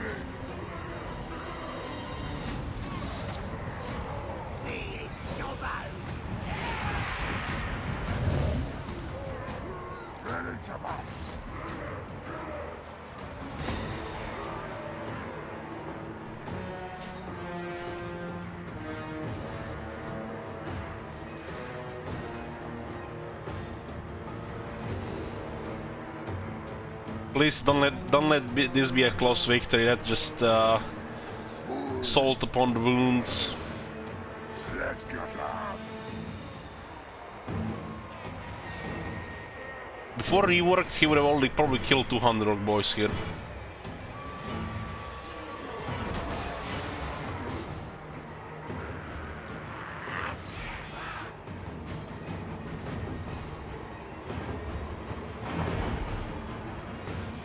Boys! Time for slaughtering. We barely used the ammunition except the spiders shooting through the door, which was just like fucking up our balance of power.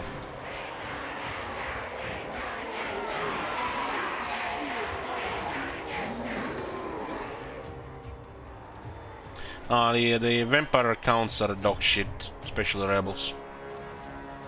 Now it's here. Here we go. Boys!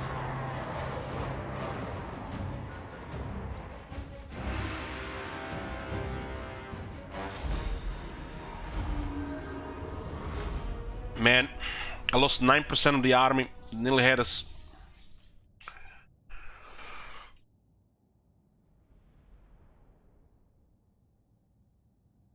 My goblin archer got 1 kill, meanwhile the air shoots through the wall.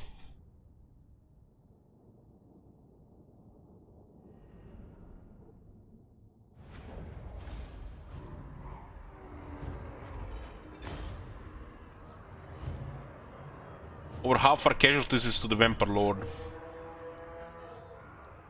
Which makes sense, because it is the only good unit here. Black Knights are good, but not in a siege.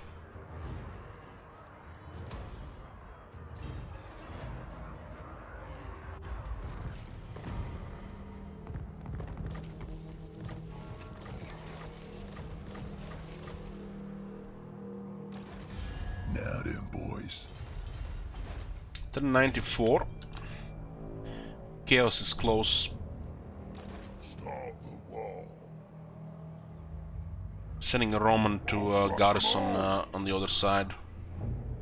I'm expecting at least 4 armies on that side. Oh, looks like Empire is having some trouble with Clamolder. That's good, very good. Gonna be quick. Oh, yeah. Yeah. Why not go? Might just kill all these armies. Guys. Making fun of chaos is one thing, but making fun of rank 9 chaos warriors with goblins, Time's ready. I think that's another.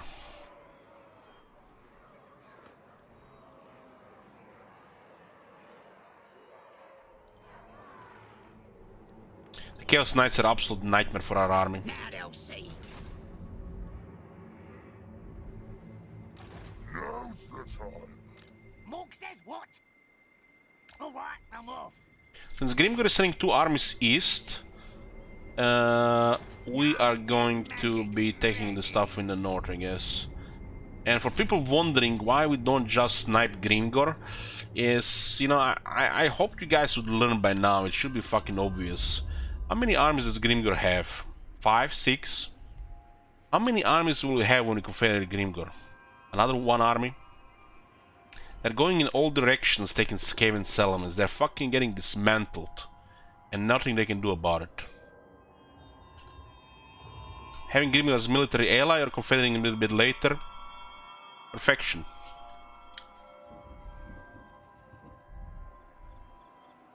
Fine. It comes. Now they'll see.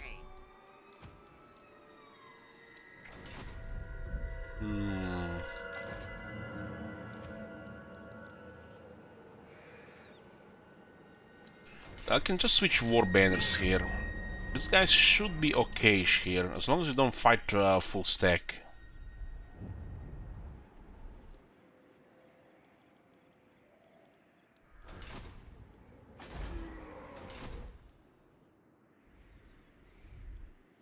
I am true power. Good. Yes, it shall be. Let's see what else here. When I get there, gonna stab. Glade Lord, at your service. Let's see if they control Nagashizar.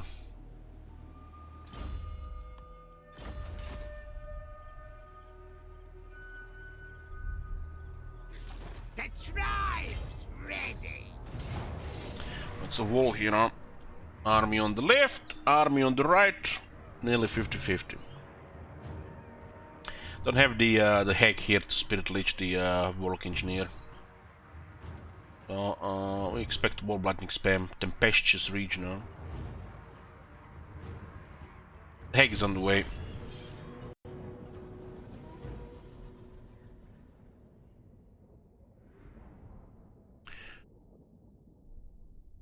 Is Grim winning this game with our help? Yeah, they're doing damage.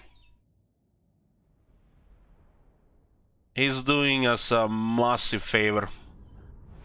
It's a massive help because the Skaven have over 20 settlements, right? We cannot be at all of them everywhere at the same time. We are targeting a line of settlements and we are taking everything. But Grimgor is doing this as well in 2 or 3 directions. Even if he wins in only half of these directions, he's still doing us a favor here. And we can just confederate later. If we just confederate Grimgor, we're gonna have to keep one arm, disband the rest, and increase the chance of Skaven recovering. Meanwhile, Grimgor, click, click, click, click, click. We other side, click, click, click, click, click. And then we merge one big superpower greenskins. We don't want Skaven recovering, so we are just rushing everything they have. We all defeat like 10 Skaven armies. We are not gonna allow them to get another 10 armies. It's capitulation time. Except there's no capitulation in this universe, you just have to take all their cities. If you leave them be, they'll recover all their military. With Grimgor, we are taking their territories nearly twice as fast.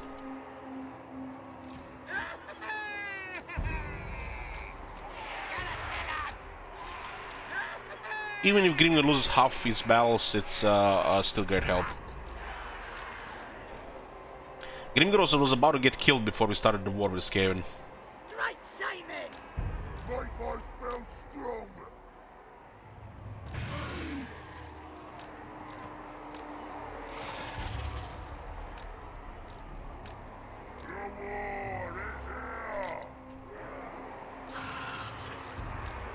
My elders.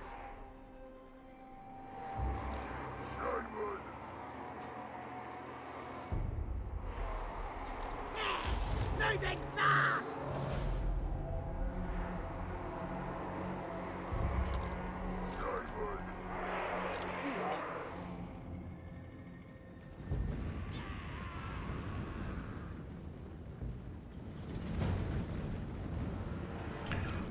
We have 2 options, confederate Grimgor and work with Dark Elves, or work with Grimgor against everybody else.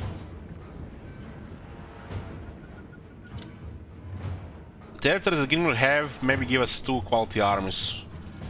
All the Grimgor can have 10 armies.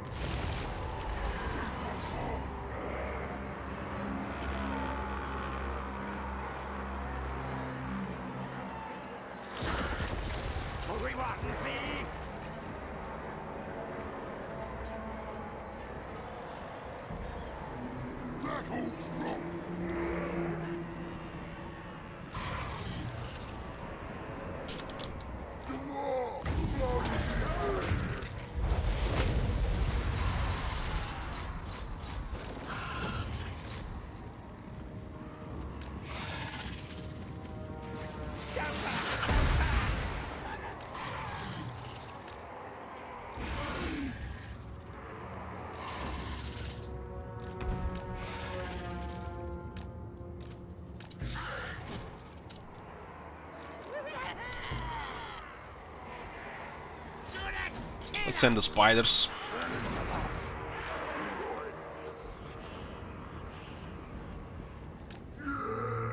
What's a good faction? Tackle the Emperor early. Emperor counts.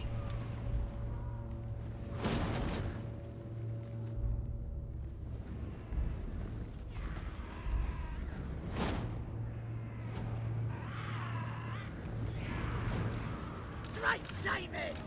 Moving fast. Beastman to some extent too. Norsk as well, right?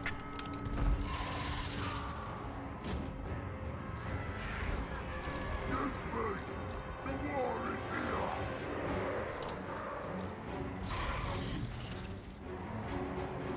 We're the grain tide.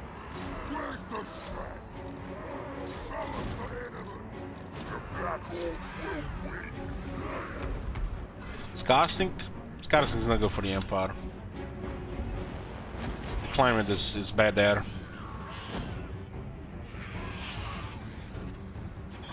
Scarsink, you want to go into the Badlands. Azak is fine as well for if you just want to focus on the Empire, but it could be inconvenient.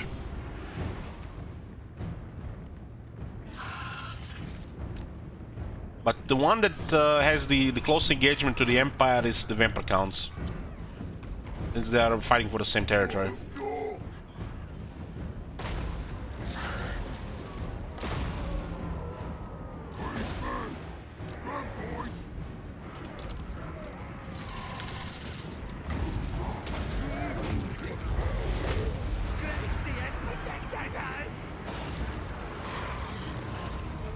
Those Gatlands can actually the massive damage on the spiders.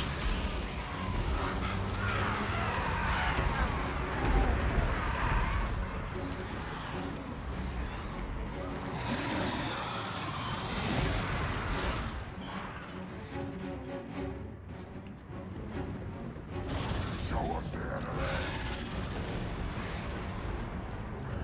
Not a plan! Shifting!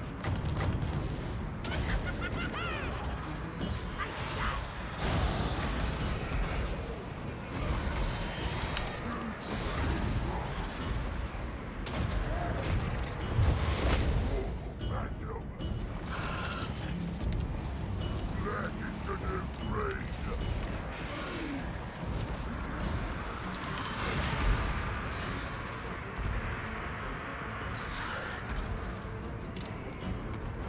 Great saving!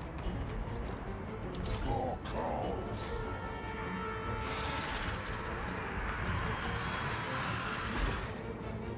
Please, one more.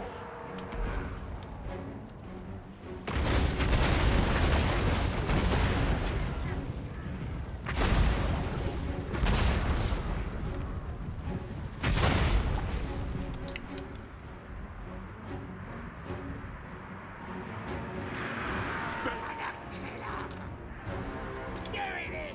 Whatever! Whatever.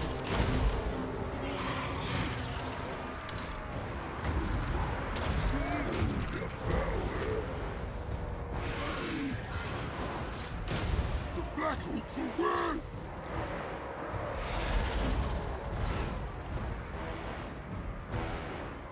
Please, one more. Oh, the boys are having fun on the wall. Let's get him attack buff. They lost all the attack to exhaustion. This one's a biggie! Black is the new green. Here we go. Let's get him. Black Hawks will win. 50. Ready to mash. Spell splash. Got it, Manya.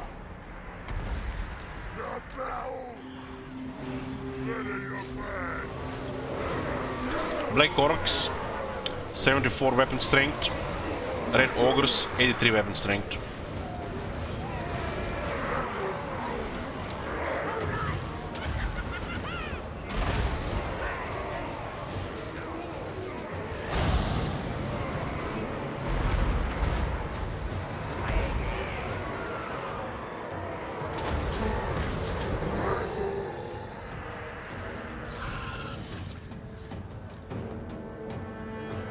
Smash 'em.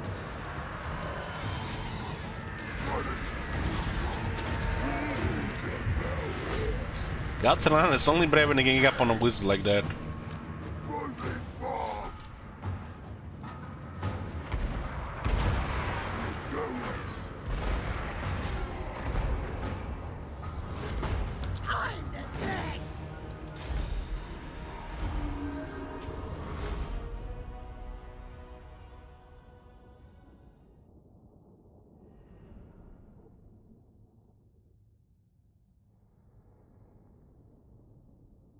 Yeah, but Red Ogres are tier 2 unit. What? Since when?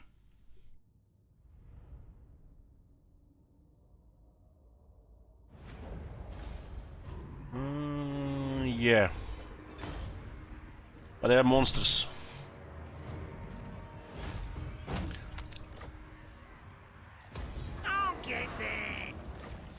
16 Red Ogres versus 80 Black Orcs. No movement down. Well.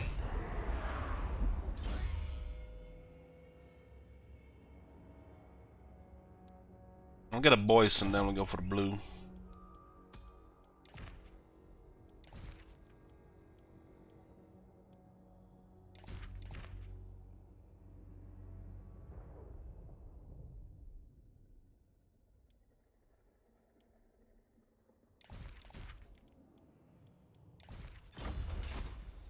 Who should we zap? The tribe's ready. I had the Red Ogre still tier 3. Did the Clan Molder put him to tier 2? I already forgot.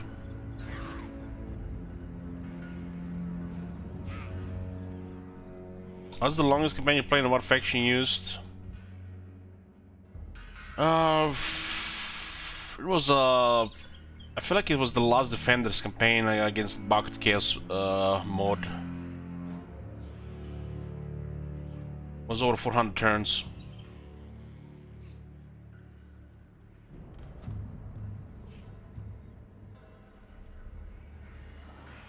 I'm special. Nasty magic's ready. What is it, Last Defenders 1 or 2? You can check it on YouTube. There's a playlist for these campaigns. But I feel like that campaign was turn-wise the longest one.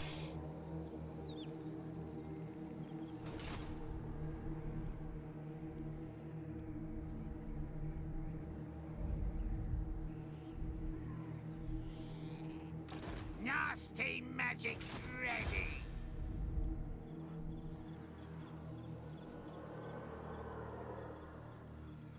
Two characters are not immortal, so it's not safe to go into a settlement. Especially not with the subtlety as well.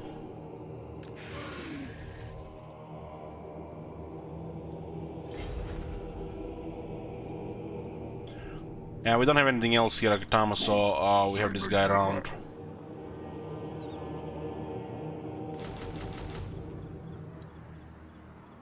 I'm sending more garrison forces.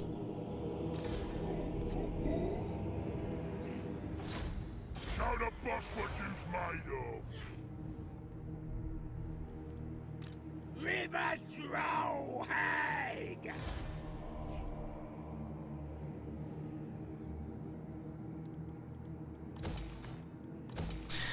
Gobos counter chosen. Well, if you say it enough times, I guess it's true.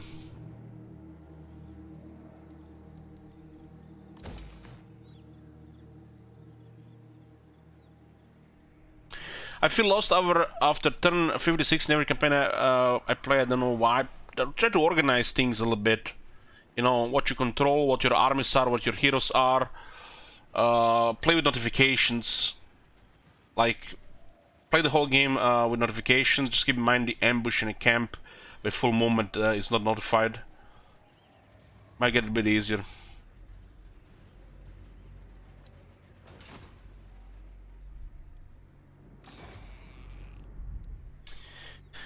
Grom's Gobos counter chosen. Well, going toe to toe with a unit 1-to-1 and countering is totally two different things.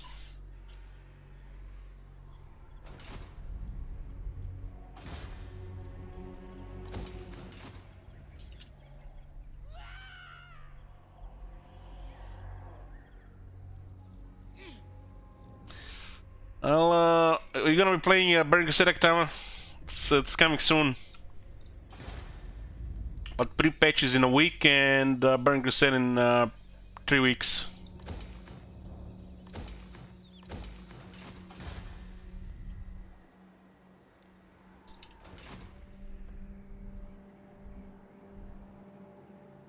Mork says what?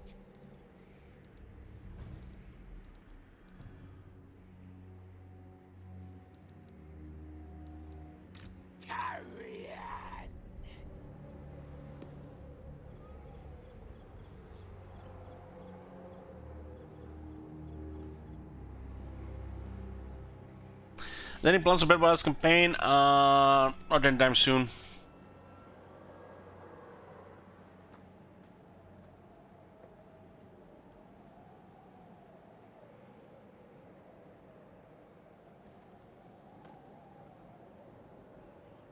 It's gonna be plenty of Warhammer 2 and Valve Classic until probably Diablo 2 Resurrected or Warhammer 3.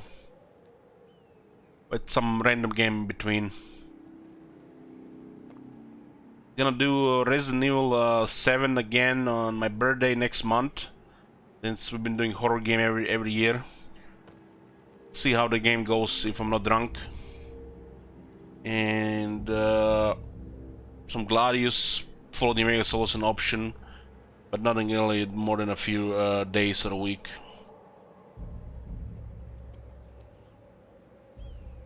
Right now it's just planned Warhammer 2 and Bonerattlaz Classic. Waiting for the Diablo to Resurrect and Warhammer 3.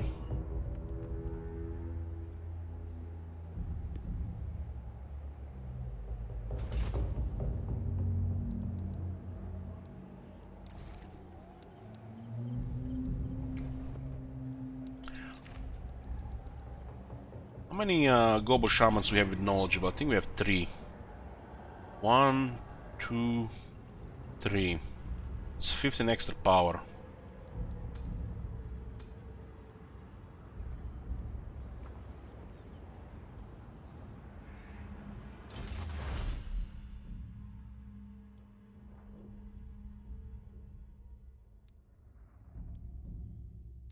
Do the Arachnarok Spider things again.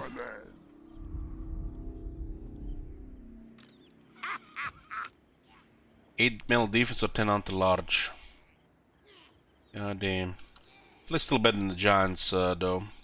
Giant 1 is just brain damage.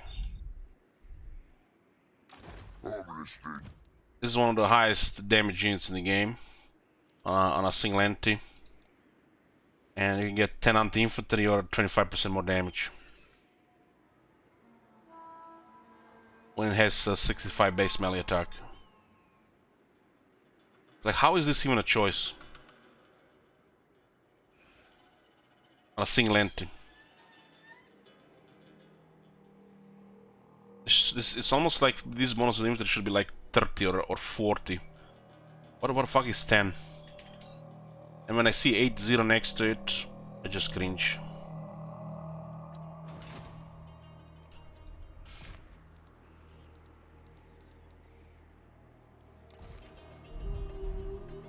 So we're now at 33 settlements.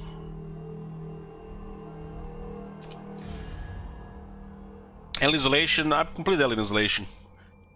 Why play it again? Ready. Tomb King of Nehekara.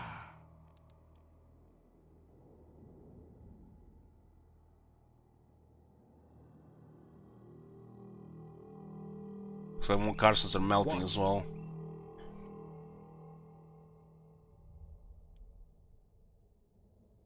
Empire fighting everybody and they're succeeding.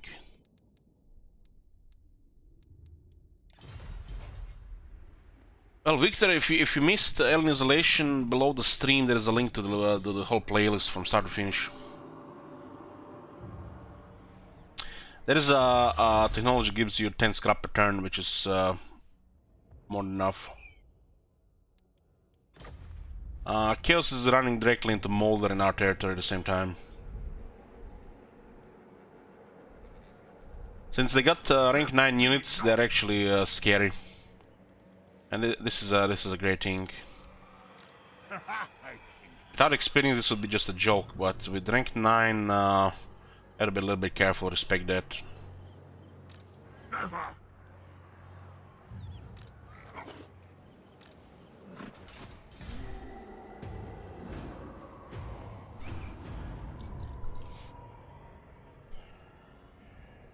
Makes you wonder, you know, when you look at those scrap upgrades.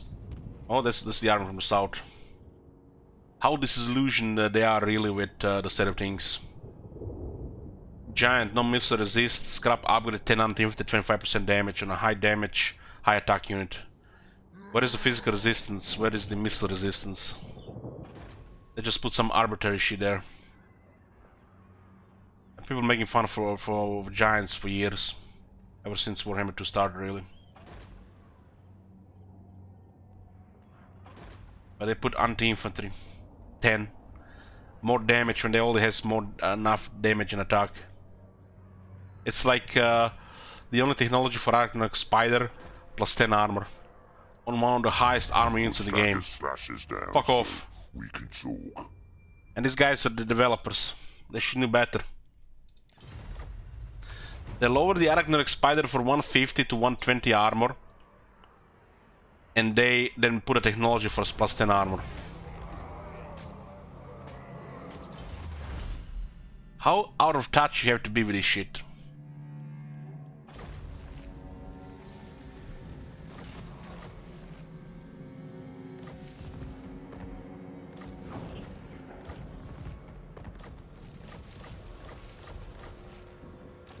This is not in. Speak. So Gringor has 13 settlements, rank 10.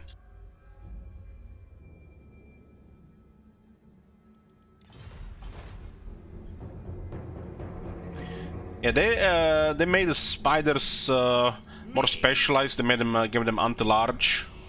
They gave them more health, but this is basically just update to Warhammer 2 standard. They used to have 150 armor. They lowered the armor on the spiders and then they put technology for the armor. And they still can't get the old armor. What they did to the spiders, they just brought into Warhammer 2. That's what they did to the spiders. Made them a more specialized unit.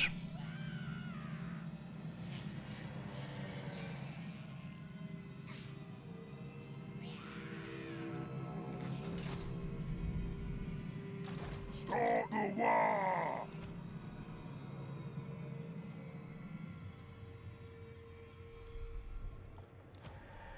It feels like some units, like the big ones, they were influencing the scrap upgrades on the unit, and in the worst way. I mean, look at this. This unit has massive damage, massive attack, anti-infantry, more damage. What about some resist? 30 armor, no resistances. Huh? What about that?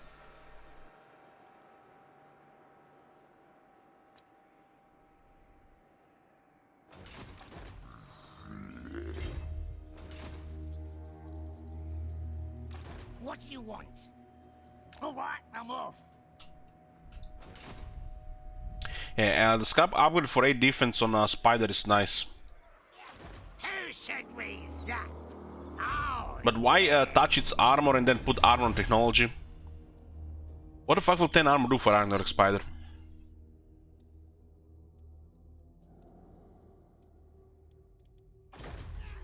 And then you have 2 technologies here that don't work at all. Boar riding, boar painting. Doesn't work. And then you have battle skill. Missing half the buff for melee. It's a melee unit primarily. 12 armor. Where's the attack or charge or speed? It's clearly oversights and half-assing.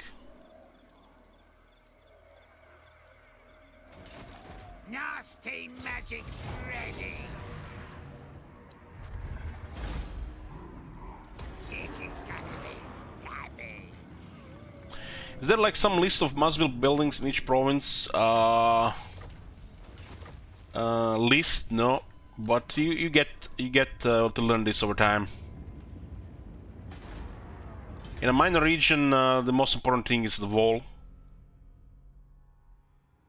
and you need some combination of growth, money, and public order, depending on what faction you play. Some more, some less. And then you focus all your recruitment in usually your capital, your big province, while everything else is gonna be set up like this. Money, hero capacity, make sure it's stabilized, and as you expand you just get more money, more heroes, and you always recruit in a central location. I'm special. The tribe's ready.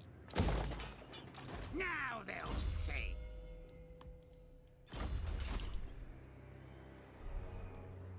I'll crush them all!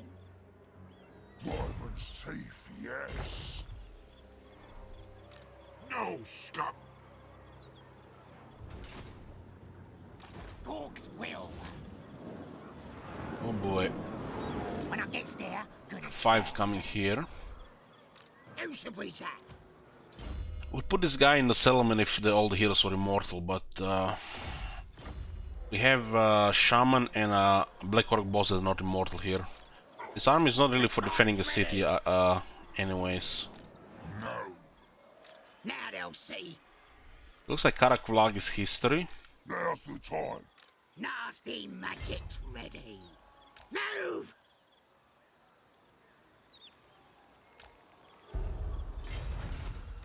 Mr. Stabby. You're the boss. So it does look like the Skaven is in this province. Bah. Never. Yes, boss. Yeah. What you want? And they're recruiting in the east. This is also Rictus Nest, still not confederated.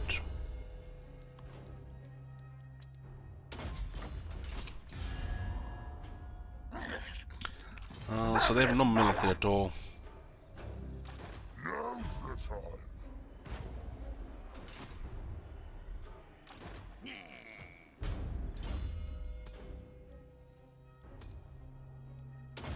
Conduit, what do we got here? For the attack buff, damage.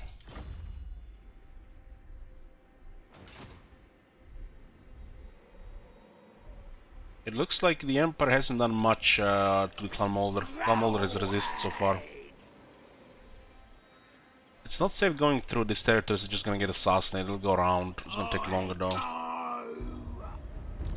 River throw hag.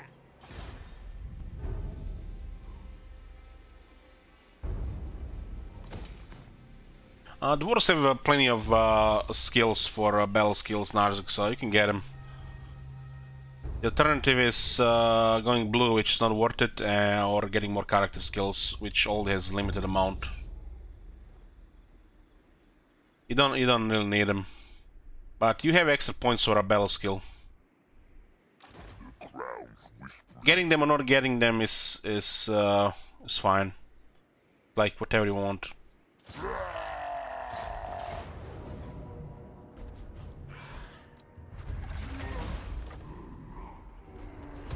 Ching! Oh,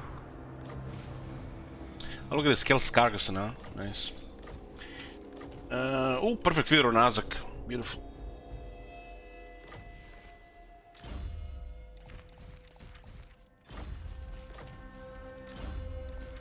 I must have like 500 swindles by now. It only works on the Lord.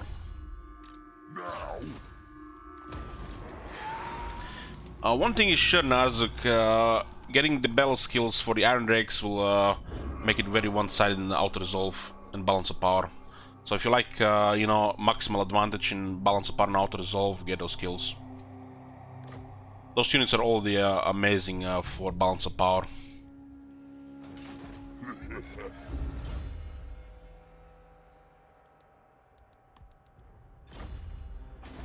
So I dropped 2 tiers here. Don't care about growth here really. We have other 2 settlements.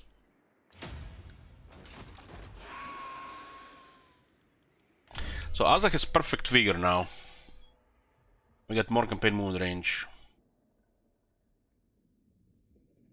He's pretty efficient at killing characters, so we just need to get his weapon. I'm a okay gear set here.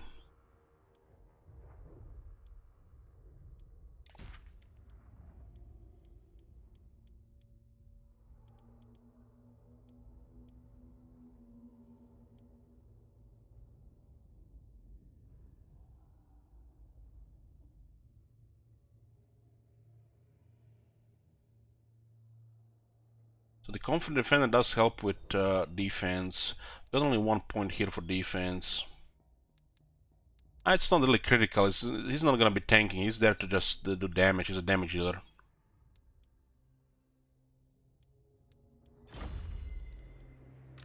Need to get specific stuff to get him more tanky. What you want? It's tanky enough.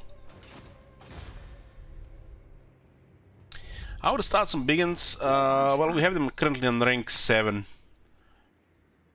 So 72 armor, 38 speed, 69 attack, 47 defense, 7 weapon strength, 27 charge. We got 8% ward save, Vanguard, and there's Frenzy for another 8 attack, some charge bonus, and some weapon damage.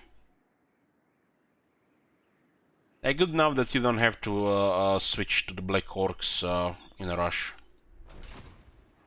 Morg says what?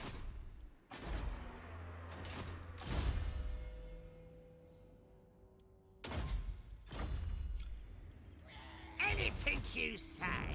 What?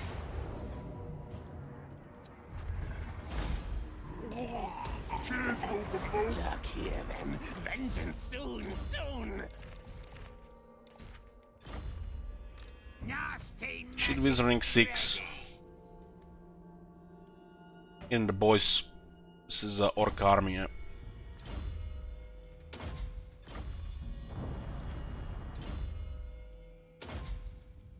Yeah, the best thing that happened to the biggins was lowering the recruitment time. Now.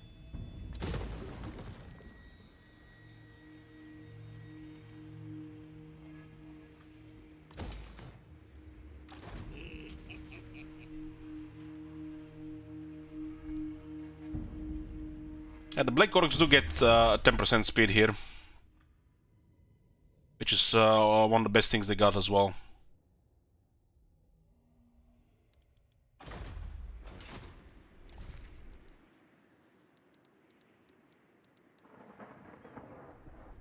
What we're gonna do with scrap here? Yeah, Grimgo recovered. It was about to get destroyed, but we attacked the Exclamation. Coke, send me to battle. Have any war banners here?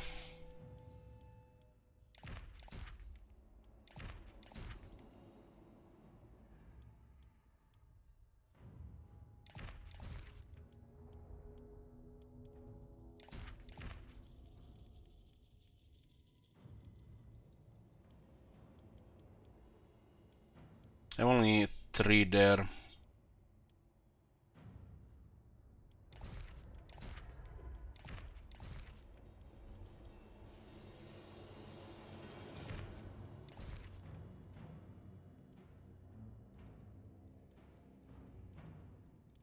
Now we got the big Standards trophy. I haven't had much luck with the trophies. Now we're about to get the biggest Skaven trophy. Wow. Me.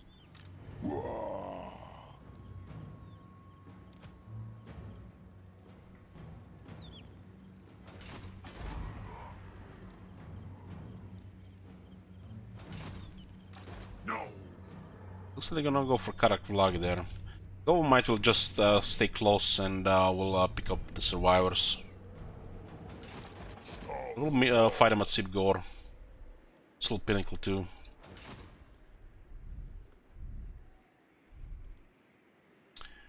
Minus 9300 per turn. It's sustainable with current treasury.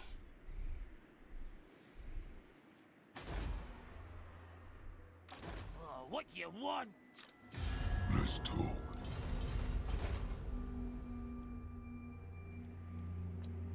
I like the biggest surprise is campaign with the top notes. Warzak has went poof to Clan Nation somehow, and top notes not only have destroyed Cetra, but they've been actually still surviving. Initial Clan Morse attack, and now they actually expand even more.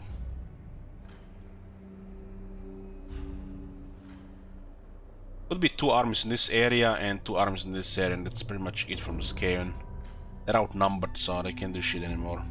As they outnumber us 2 times, you don't have to be worried. It's the other way around now.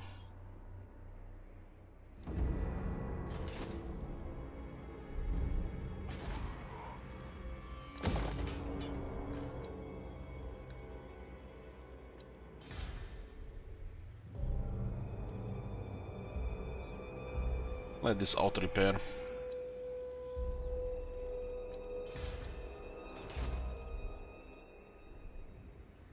Yeah, they still forgot to put top knots on the green skin list.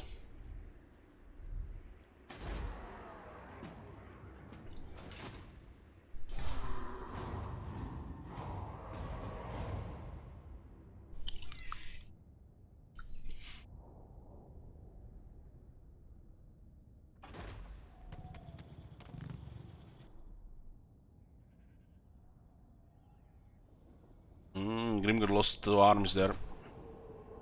Could be Confederation time.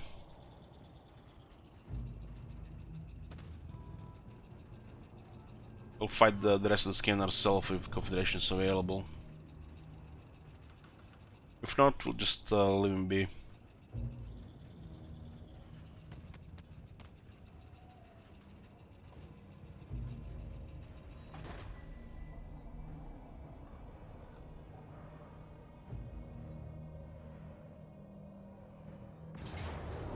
We got our first chaos attack. Karavlag always one of the first victims.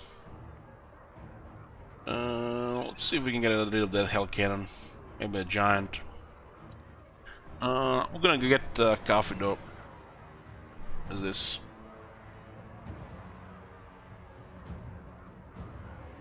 No idea. Give me guys a few minutes. We'll do a prediction here for this one when I get back.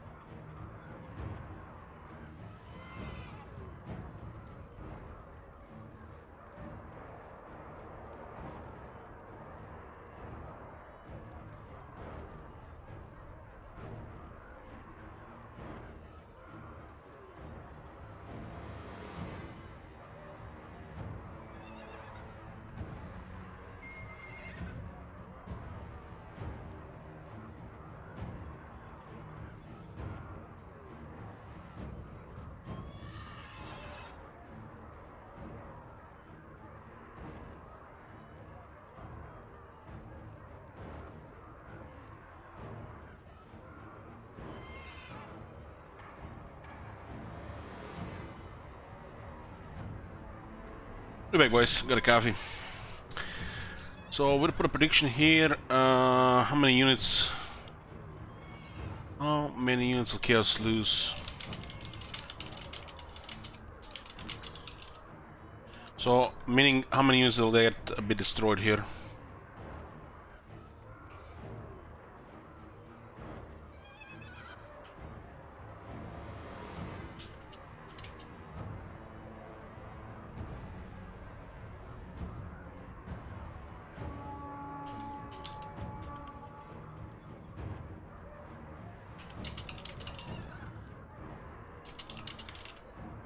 So for blue, 2 or less, and for red, 3 or more.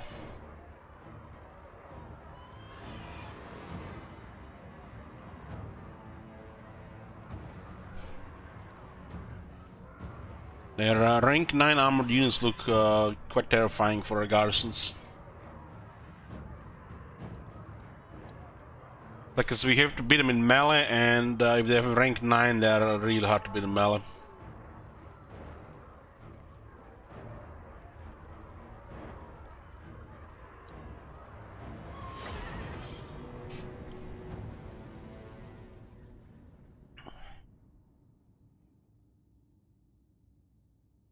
Yoo-hoo!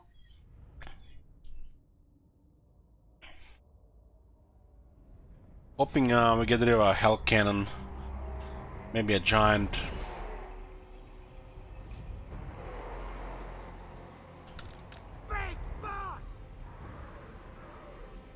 Border Boy Suicide Dive to hell cannons easy. So how do you suggest we get the 60 6-speed cavalry into a hell cannon when there's all these units in front of them?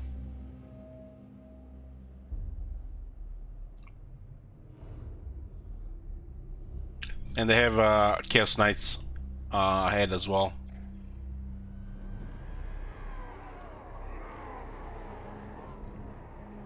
What the hell is this weird place? It's a greenskin city with the Empire Towers.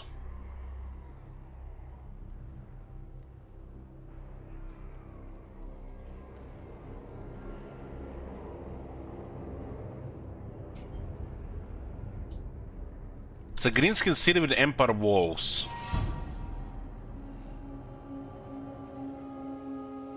Greenskin cities are basically defiled orc cities, dwarf cities, my bad. You can see the it's been defiled by the greenskins. So it's a defiled dwarf city, which is a greenskin city, and it has Empire Towers.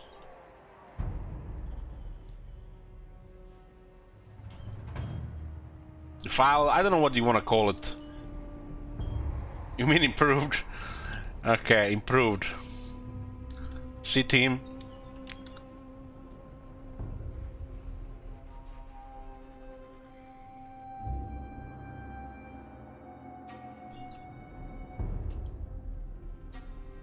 A Dowie town with Empire Towers defiled by greenskin siege by chaos. I love it.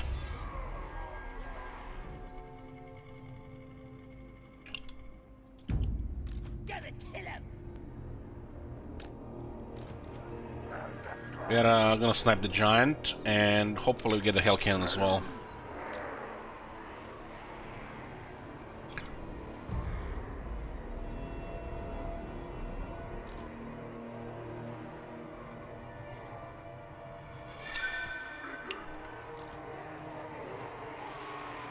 Some pyramids in the background.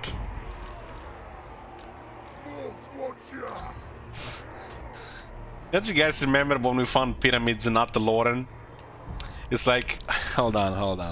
You gotta see it. You gotta see. It's like me saying here. It could be. I could be just full of shit here. Just I have a screenshot.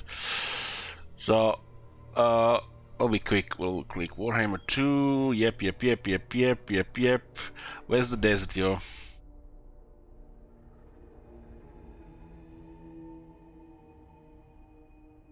What the fuck is going on with the Steam screenshot library? It's failed to load more and more as the time goes by.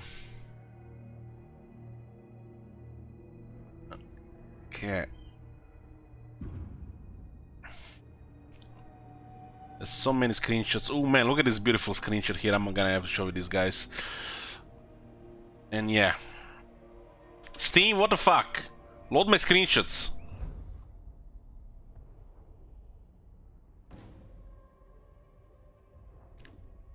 Come on, Steam.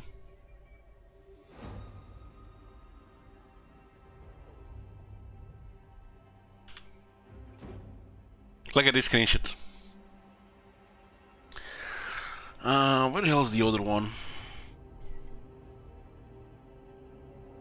Is this beautiful? Draconis, you're here. Look at this beauty. Ah yes, I found it. So this is where we were. We were started the Argonne campaign turn 15. We are just here, and this is the battlefield we got.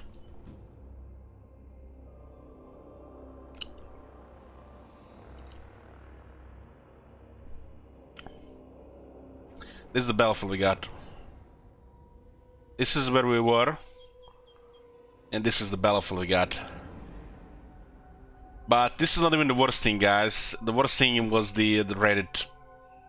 The worst thing was the Reddit. The White Knights came out of woodwork to defend the CA, and they tried to explain how there are, you know, different climates within the Ataloran, and you know, the desert could have been easily one of them, with the pyramids in the back.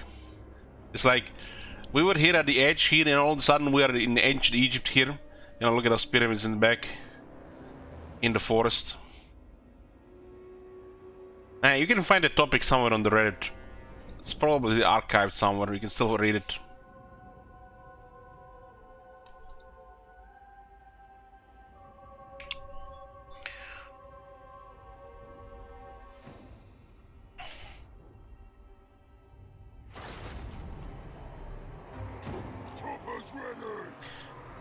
Booker, what's the clip? What's the clip? Oh man, where is Booker? He made a command. Does anybody remember that command? When they put the snow in Lastria and they said this is just early version, it's gonna be patched in the release. And it's been 2 years now, still not patched. On the CA stream.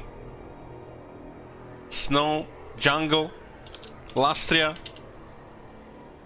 Patched. God damn, Booker. I'm gonna need to message Booker.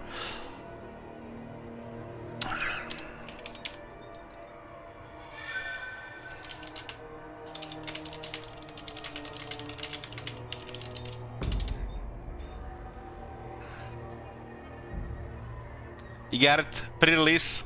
Oh yeah, this is the one, guys. This is just CS stuff.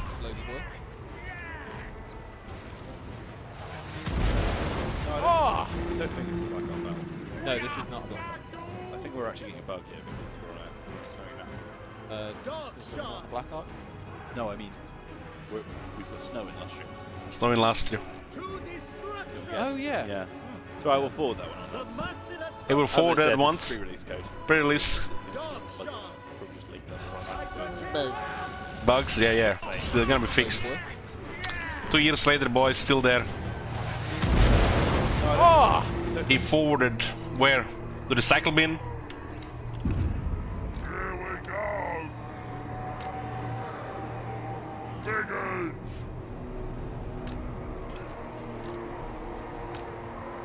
Boys! Boys!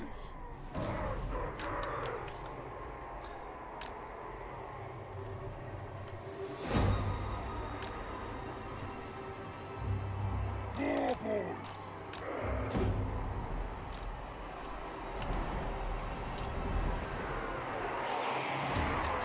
You know, I actually miss these guys.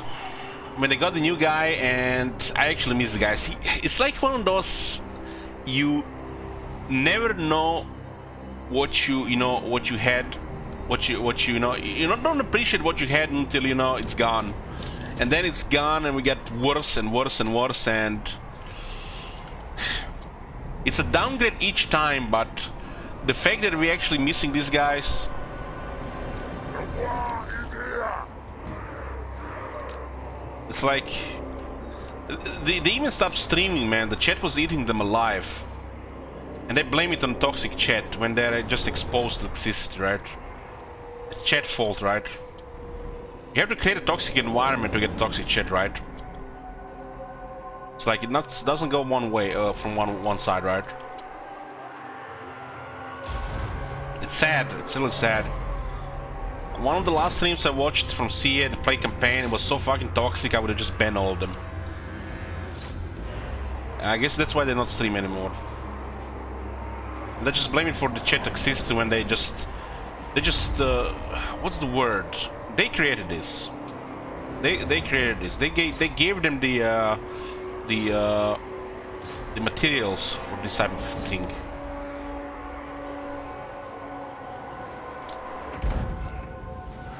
But holy shit, the chat got out of control.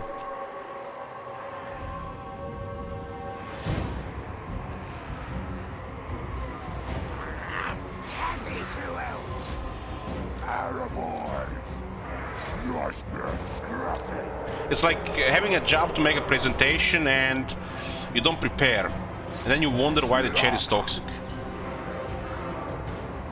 It's like it might be a little bit harsh, but it's the truth. Don't even prepare for your presentation and you're wondering why the chat is going wild.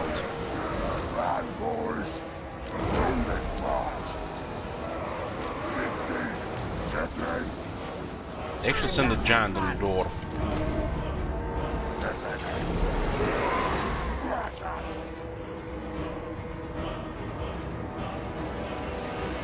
The Hellcan is not dead. Our towers are missing.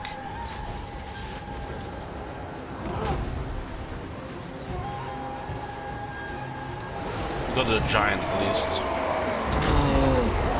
He's still attacking the door. Get the bug.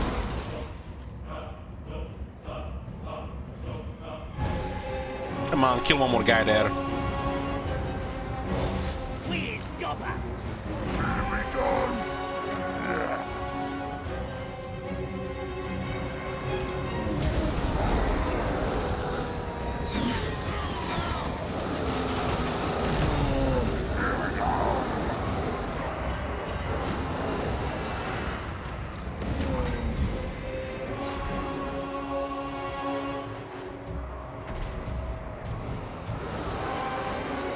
There's no fucking way a company would hire a guy with my accent. There's no fucking way I would work for any company. The amount of people that would complain about my accent alone. Big hands! Shovel's hands! Police want war! Brooks is here! Arrow boys! Man, those guys killed the giant pretty fast.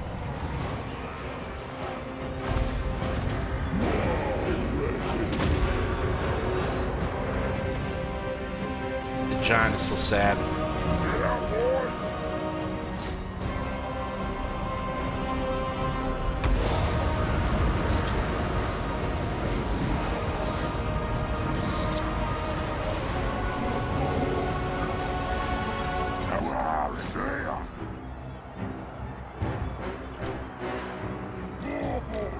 Might get those aspiring champions.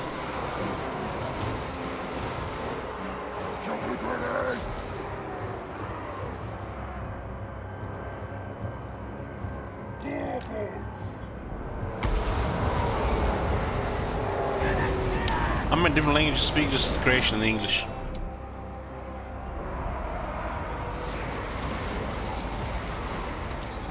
Here we go! Good boys! Please want war!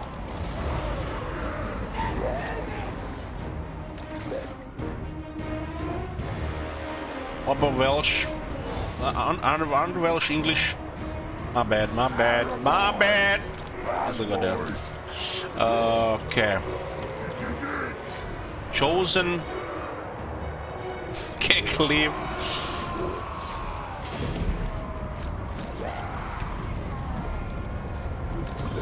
Isn't English in a language in Wales? I don't know. Could be. Are we not gonna get these guys just because one went around?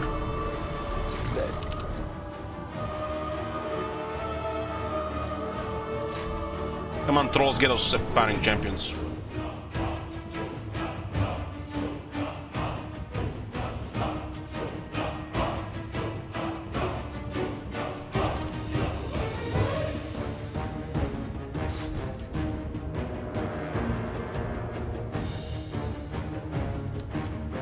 We got him. Success! More boys! Shifting! Shifting! This is it! Moving fast! Come on, boys! And it's a culture thing, you know, just like would have been beneficial that everybody understands everybody. Everybody speaks one language. Everybody's so stubborn by their culture, you know, the world is just not there yet. We're off! Ready to march!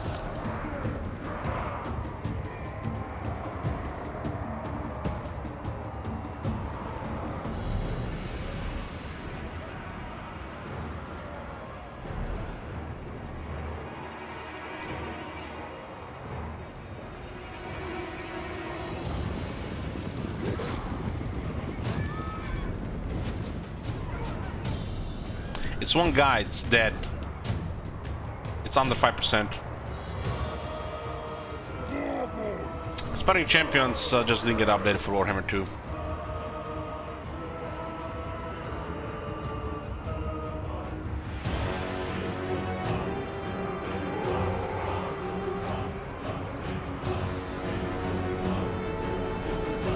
Boys! Let's get him! He's a brave dwarf.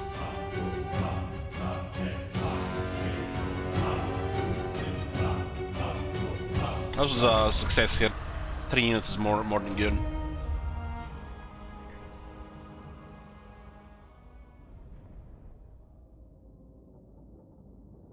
Well, it's an inside joke regarding the Welsh stuff here, because you know there are people from time coming here and then just make the most ridiculous claim, observations. Am I from Scotland, Middle East, stuff like that?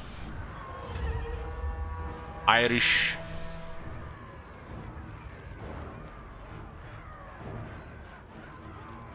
We destroyed 3 units.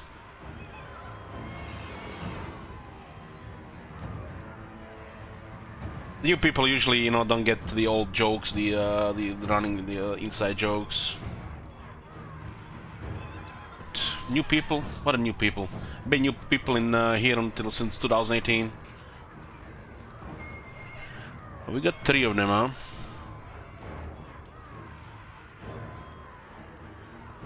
Three or more, 63%.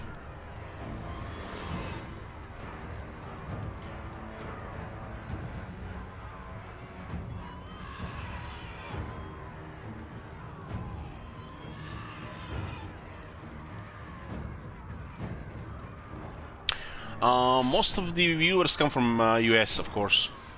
I think like a third of the Twitch viewers are US. This third.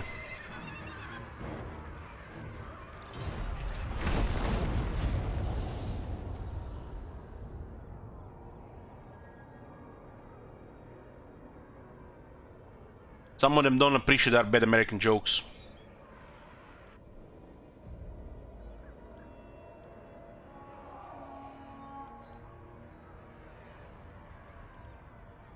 So we've got 5 armies to deal with here.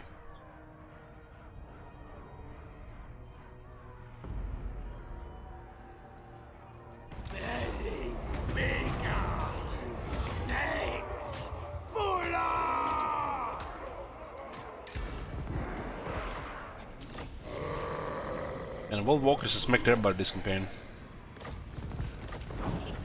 All the Norse at least. So Grimgor lost 2 armies this turn. Now then, boys. Still red, but what if we add some funds? Unlikely. Okay, so we keep him as an ally. Do not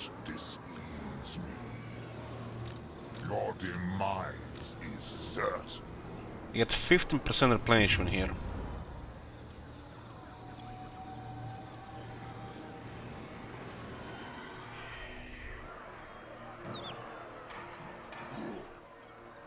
Start the war. Wyvern's teeth, yes. Keep moving. This is where we're going to fight them. I think this element is bugged. And this area was so half-assed, man.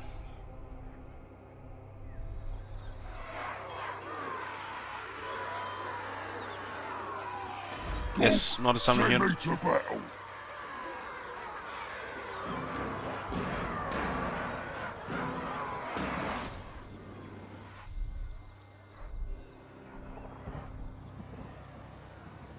Nasty magic's ready.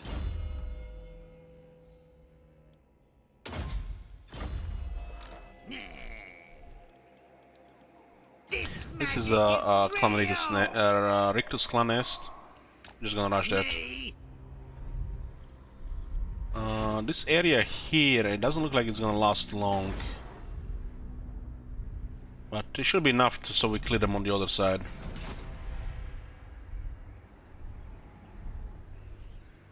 Oh. 8700 negative, huh? We get one turn here. Okay, can we get no?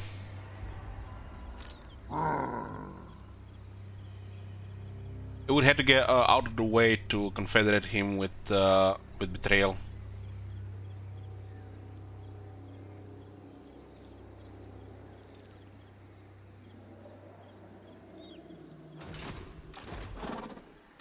Cease.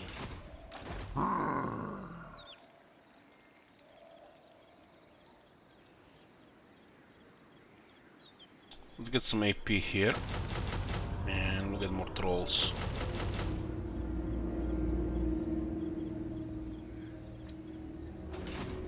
Nasty magic's ready.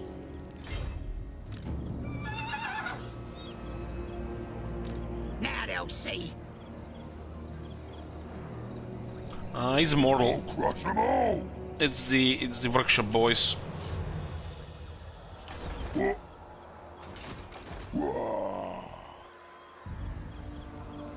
But yeah, we need to stop them here before they go further south. Big garrison in Salem is the way to go. What's my opinion? As for more, don't really have one.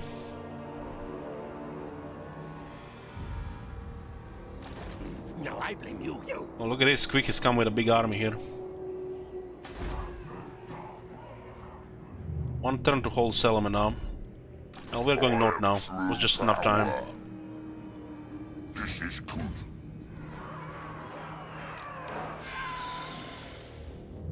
The Quick has recovered some of the military.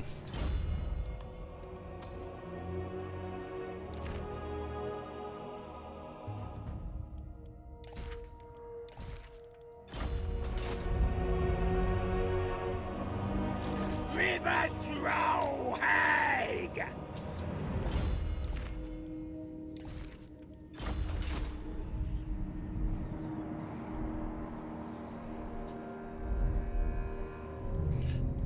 If we attack the settlement immediately with two armies, that would be awkward.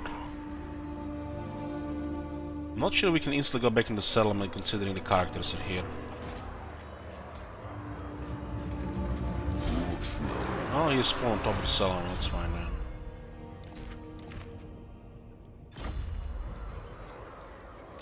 Definitely want to make sure this doesn't do anything here.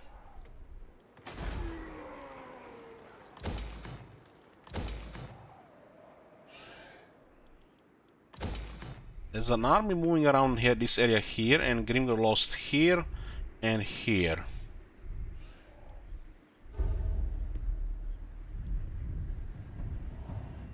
Here's the accruing new stuff. Alright, you got my It's a attention. little bit weird that Quick has appeared from this side here. From where the fuck? I have no idea. And he has enemies here and enemies here. How does he appear from this side here? I guess he underweight from this area here over the rebels. Well, he would have all the besieged settlement otherwise. Oh yeah, that makes sense. You see the direction he's facing, he came from the east. It could have been an army that was wiping out the lizardmen here. What's my favorite race to play of Empire and Dwarves? Emperor counts. I like playing the elves. Bretonia. Tomb Kings. I like a lot of them. But I guess Dwarves, Emperor, Vampire Guns are on like more than the others.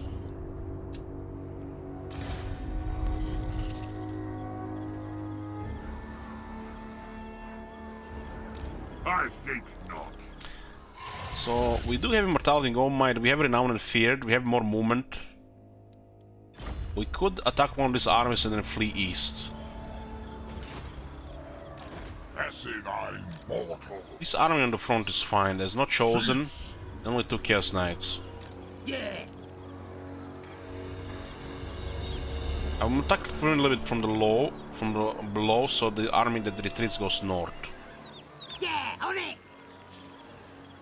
Fucking get him.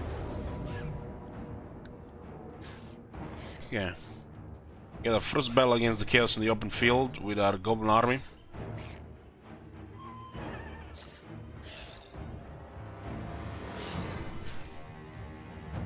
Predictions up.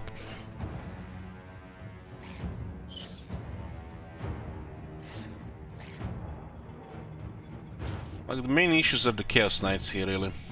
They have no vigor, so it's gonna be fine. We also outrange the Hell Cannon with our winged ammo.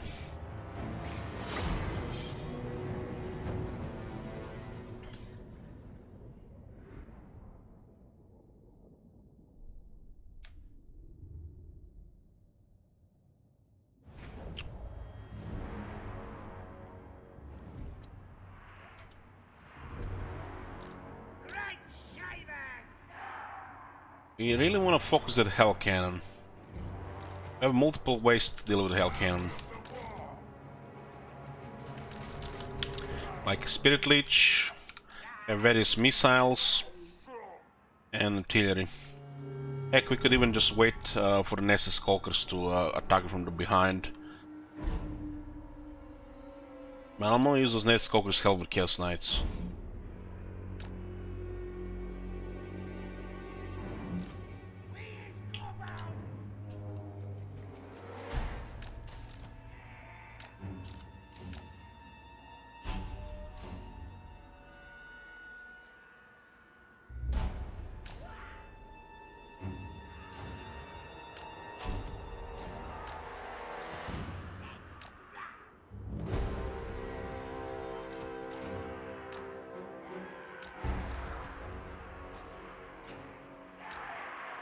Better than them. Gotta kill him. Gotta kill him. Stone Troll should do okay against the Chaos Knight, especially getting at a charge.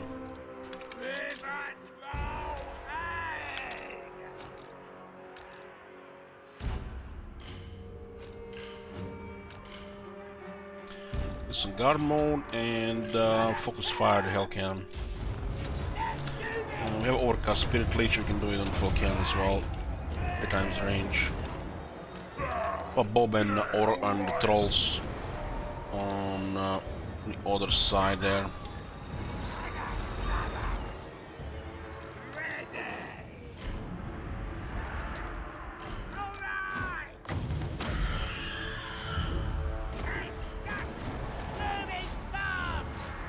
We'll smash the flankers on the right.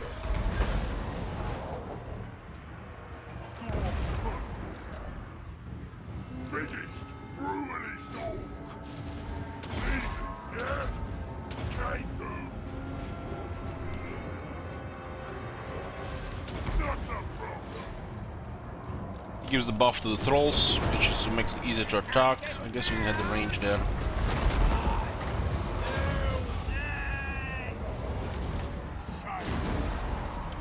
The war flows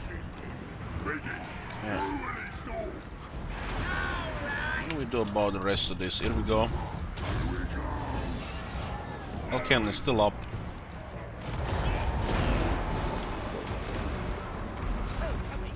Spider has okay toughness. Make a switch here. There's some marauders and gobos. There's any help there. Where are the halberds? We should shoot halberds with the bows. Spider is getting stuck in a bad way there. We don't need each nuisance. I guess we can just use it for a war.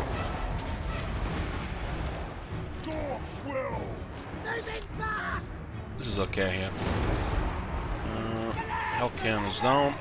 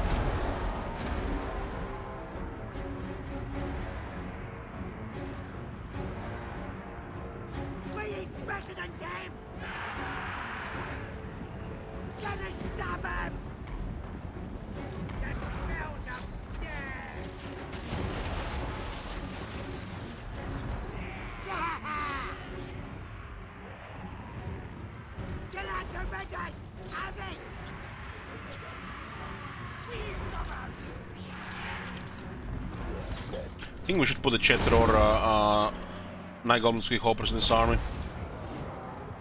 There's a lot of them fleeing, but there's a much sense they're all dead. But you know, if it was a different case, we'd definitely want to chase them.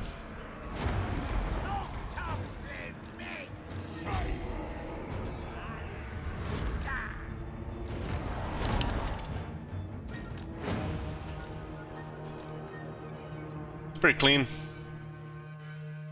Losing half the gobos in a melee fight is fine.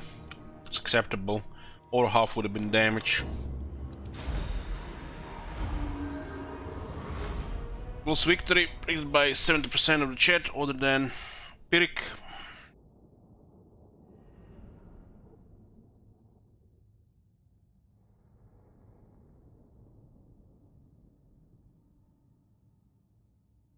We stopped the Chaos Knights from doing a mess, and we avoid a lot of casualties. Guessing that Bob with over 1000 weapon strength. That's a Bob in a Goblin army. Doesn't ever have to get vigor reduction loss for the orcs. The tribe's ready. We got the one with their armies. Now they'll see. I'll get there. As you can see, the replenishment is awesome, so we don't have to worry about casualties as long as nobody has dropped below 50%.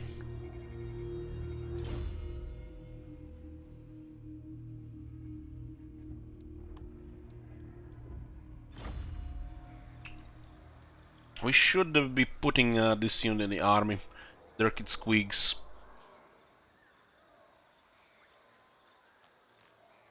I had to either drop a Goblin Archer or Artillery unit. I think Artillery is more reliable than Goblin Archers since the longer range, so I'll get one of the Goblin Archers. I'll crush them all!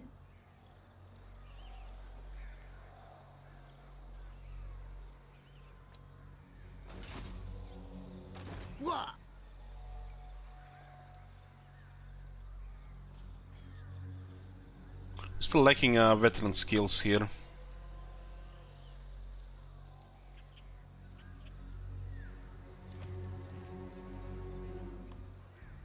Fine. And this unit actually benefits from the Razor Standard more than any other unit we have. It's gonna be great as well.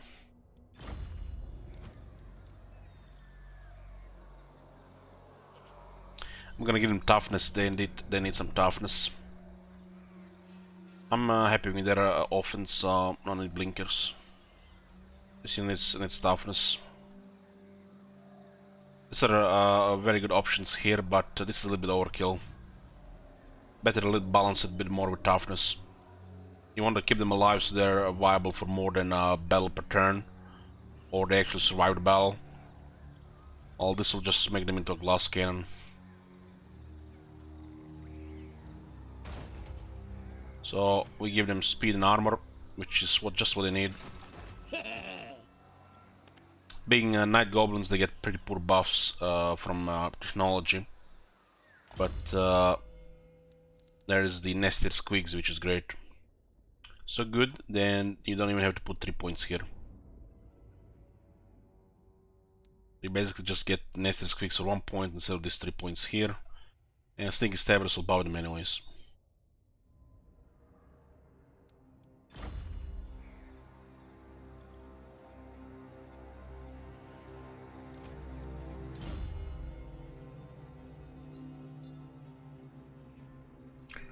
Look, you are almost immortal.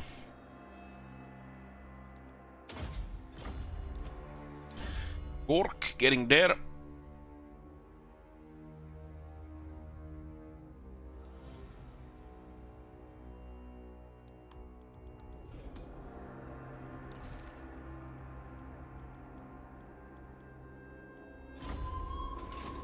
You mook. Nasty magic's ready. Cease. I'm gonna rely on the retreat here in the march stance. Let's get stabby. Rank 21, huh?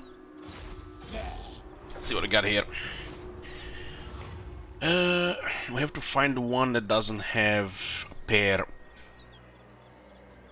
Yep. Yep. Yep. Nope. Doesn't have a pair, huh? Full shilling and 1000 treasury. Hawk's will. Scroll shielding is not bad. Can sell, save some unit that's getting pressured. Just don't like the range on it. I think the range should be better than this.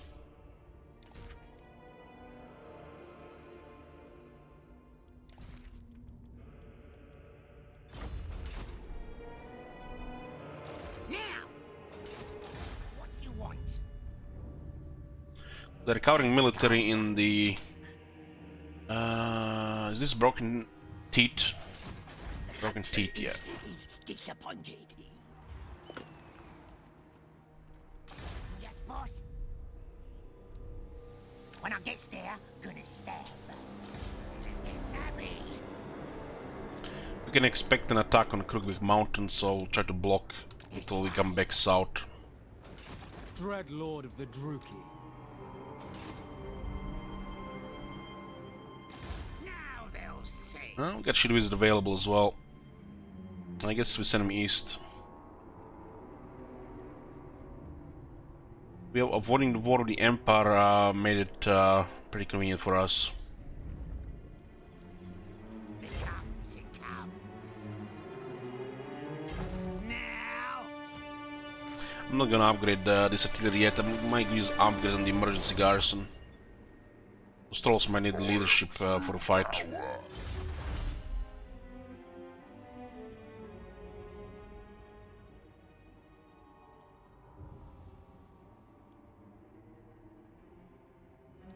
It doesn't really matter what we get here at this point.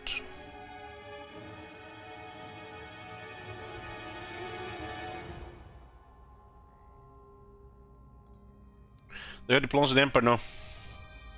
They're hostile, but we paid them to war with Clan Mulder. 25,000 and they stop bothering us.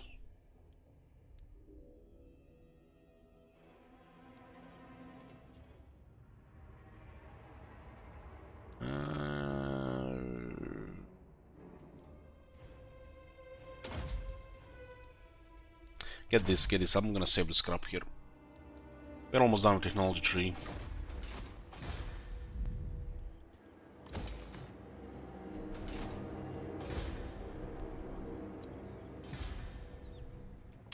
Karakazul rebels. It's always gonna be Skaven. We'll avoid it. Corruption is over 30%, which means it's Skaven. Otherwise, it's with dwarves.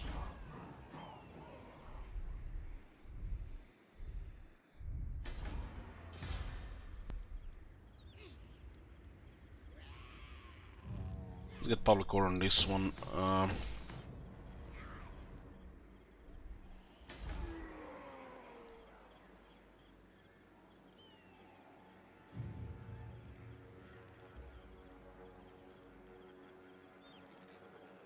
Well, not bad setup here. This is about called on Karagord, the capital of Clan Morse. First one was on Karakadrin, this one is on Karagord. We're about to get the biggest trophy for the Skaven, which is Mech. Really feel like uninspired and thinks that Greenskins don't even really need anymore. They all had some of the best growth, and the replenishment is just overkill at this point.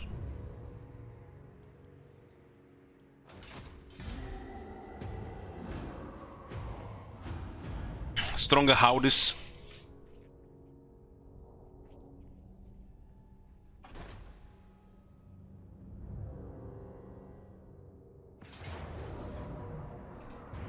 There was another army here, interesting. Well, looks like it's gonna be something for Azak to fight.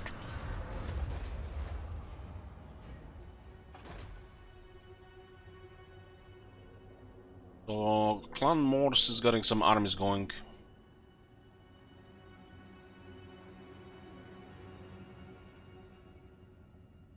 I'm not sure what would be the boss that makes sense from the scale, and it gives both 2 campaign buffs, and that's not good. We want trophies that give us battle buffs.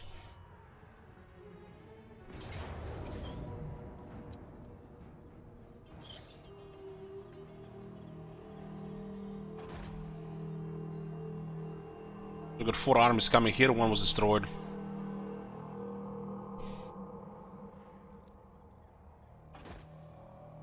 Or 5 total.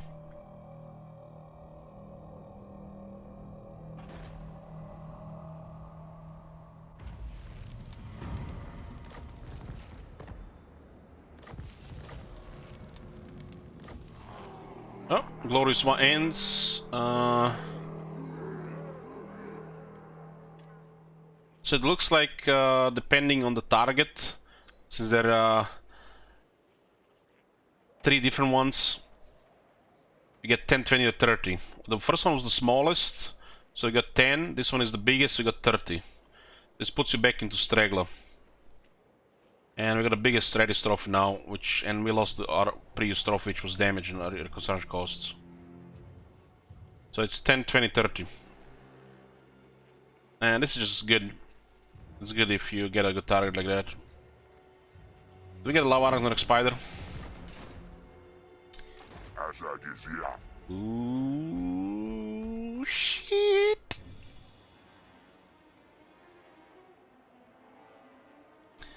The big mama is here. I wish you could switch between trophies, yeah. It should be just a collection of cookies, and you should be able to switch. Like 1 turn cooldown, right?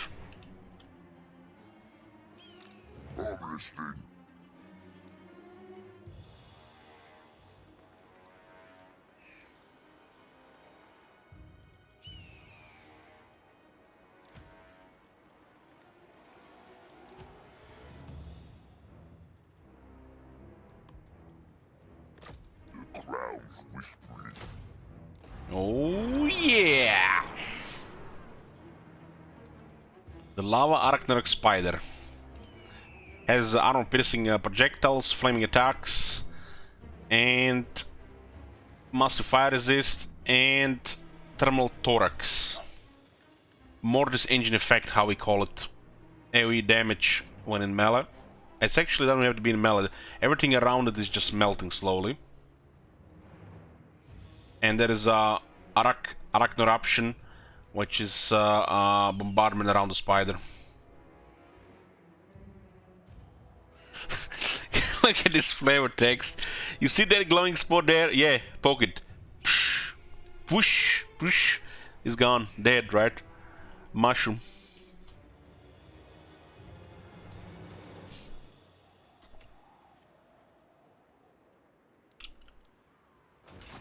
Don't have this in range. It's a shame. That's why they attacked. I'm gonna have to take this back, so might as well the high. If I just put an army here in camp, they'll send a settlement. If I hide, they might just go away. I want this army to stay here, so we destroy them. This will increase the chance this army stays here, so we immediately destroy them instead of chasing them around. Not seeing a lot of scaring army below to deal with this, so it's good.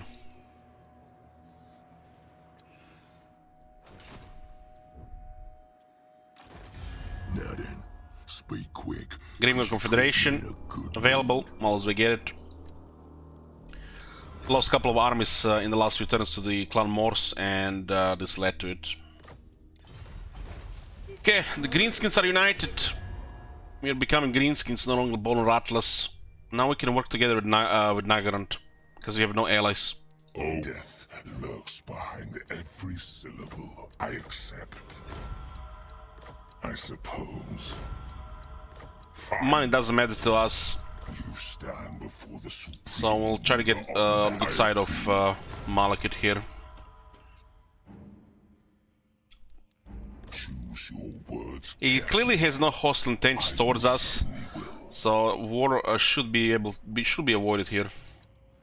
Very well. I am king of the Druki, leader of the merciless host.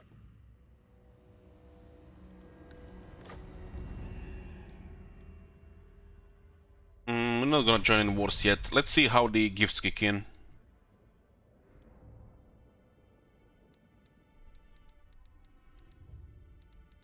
Okay, there's a big confederation here. This was our second confederation. We confederated the mutinous Gits earlier in the game, which was really beneficial. Got a Black Orc army here. It put us to 48 settlements. This is a 50% increase in size. We're gonna have to sort shit around. Who needs study?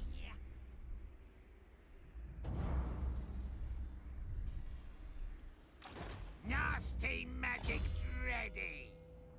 A tough Goblin Great Shaman.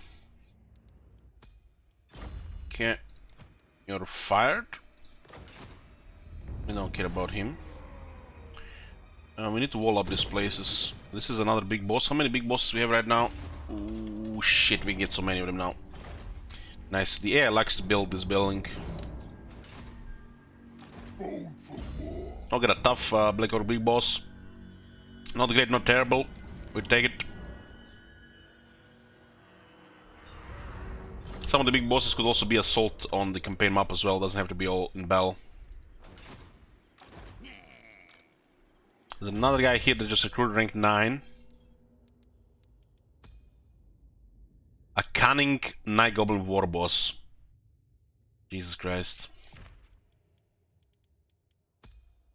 This copy pasta system has to go. He's already cunning by default because, you know, he's a Night Goblin. And he can be more cunning than the regular Night Goblin. At least he should get another buff if he's a Night Goblin. Because you get a trait cunning on a Night Goblin. Jesus. Night Goblins are already cunning.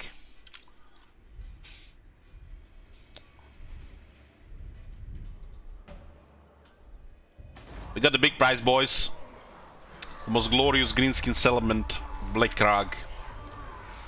There is the Dork's Rock here, Faction-wide Obedience. And other various bonuses here. There is the best landmark in the game for the greenskins, the big fort.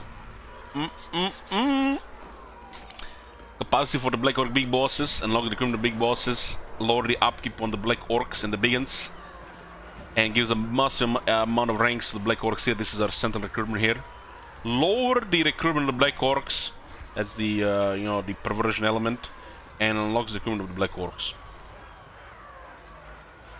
They did, to my surprise, release a patch where they changed a lot of traits around, but it was only half done. They fixed some of the crap, and they left some of the crap in the game, so I guess half-assed. But at least they did it. It was surprising.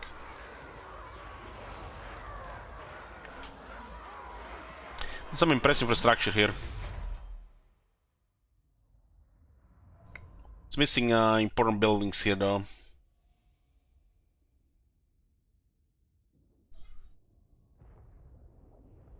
For example, in this place you don't want the boss camp, since you want all the military here.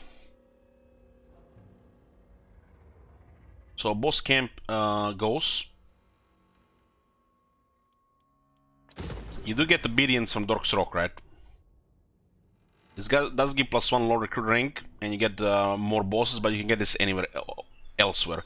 You have to go military here and in landmarks, right? I want the raiding stations here, and I want the troll building here.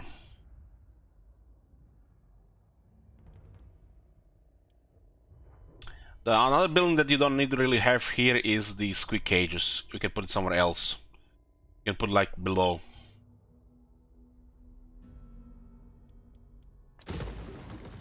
So we get the monsters and we get the raiding. This is not just monsters, but this is also hero capacity for the giant river troll hags, and also +1 rank experience for all the recruits here.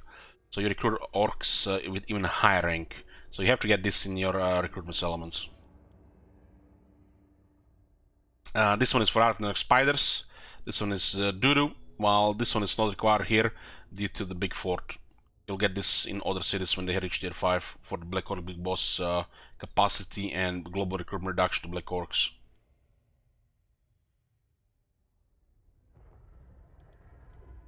Regarding things that's missing, that's good, which is the squeak cages. You can put squeak cages in Caracade Peaks. You can remove the Sacred Spider Grounds here, for example.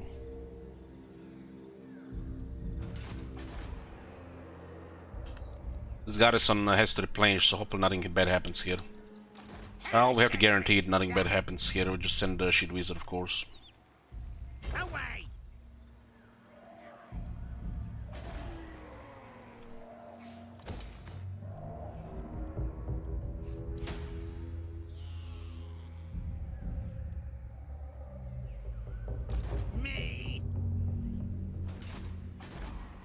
Ekron tier 4. Okay, get rid of this stuff here. I'm not gonna be using Savage Orcs, we don't have Wurzak.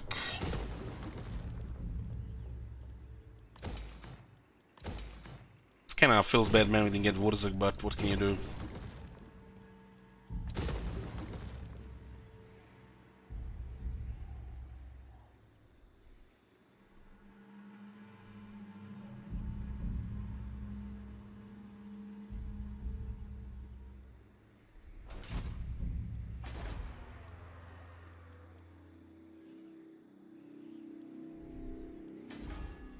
And now we can consider giving non-aggression top notes. Now then, boys, speak up.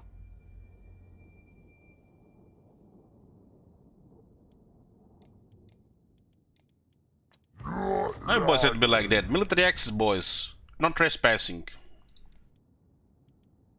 They're a buffer against the Southlands. Alright.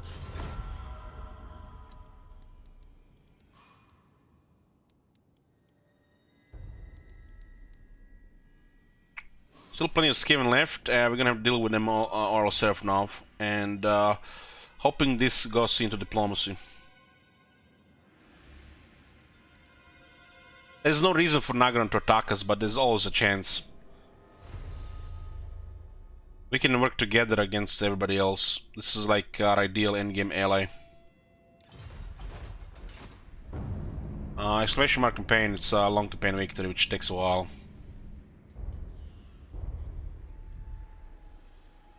That's right! Looks like they barely won here recently.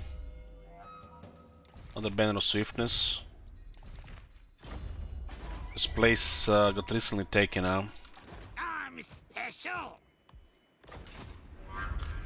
It does look like this army is moving somewhere around here. It's kind of hard to say where they went. Get going.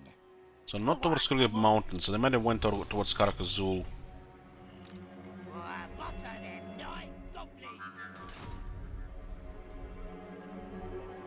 Nasty magic. We're getting the Selection of Gash Drakenmore, so we actually clear this area.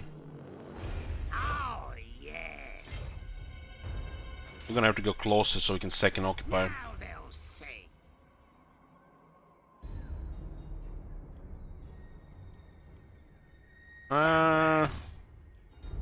This guy has no Taskmaster. I'm thinking I'm fine with Taskmaster with marching here.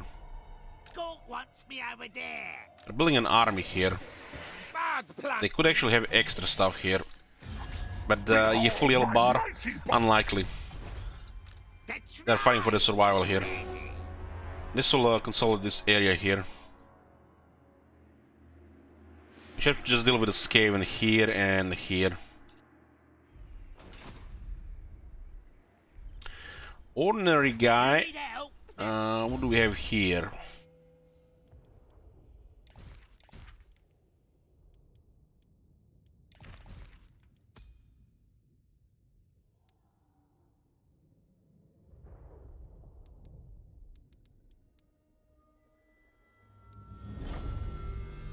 Karakazul got some guards. I think they're coming from this area here. There's no way we can keep this much around.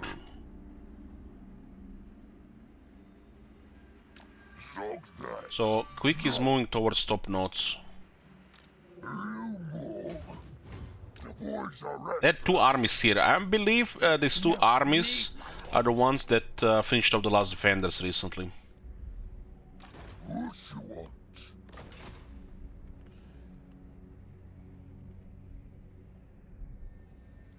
Okay, let's see what else is there.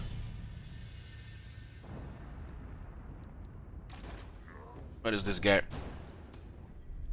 Mm-hmm. I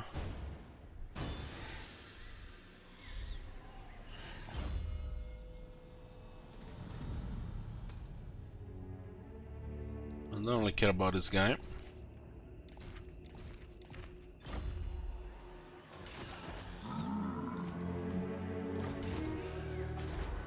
Yeah, Grimgor has lost quite a bit of military to Sulclamors in a few turns. I'm hungry.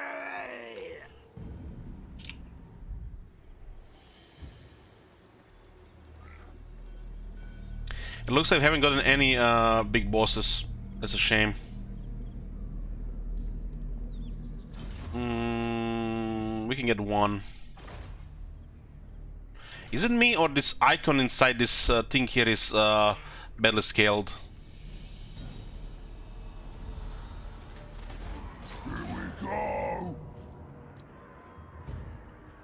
You see, guys, this icon on the top right?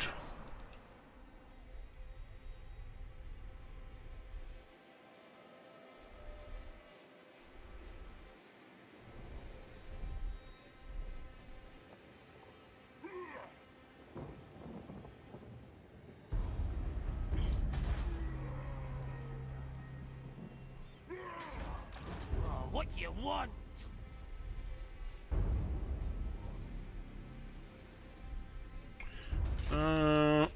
Let's check the settlements. Let's go with our capital here.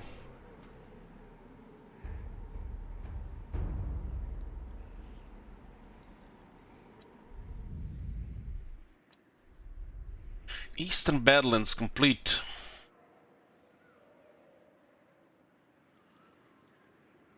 It looks like this is also a little bit half-assed, right? So much stuff around. Get rid of this. We'll forfeit this whole place.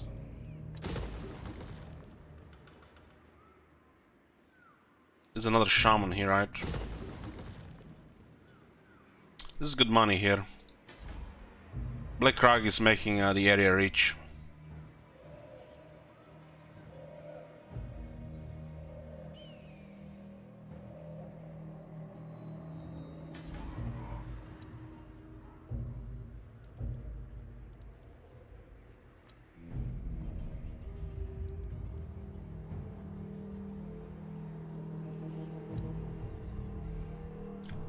Got Bloodwater as well. I'll go grow for tier 4 in the capital. Karakazgal has nice stuff.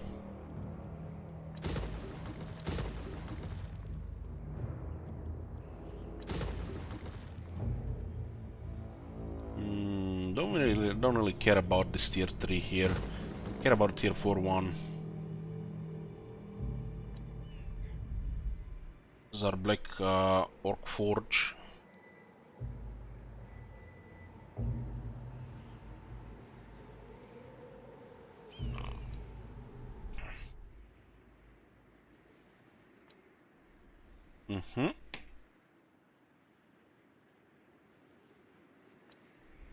Oh, March to Madness. Obligora should be fine here. Can keep this one a little bit longer here.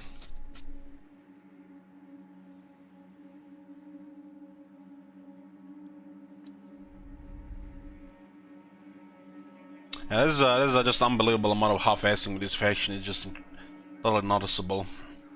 I guess they put most of the effort into Imrik when they were patching this shit, because it was released at the same time.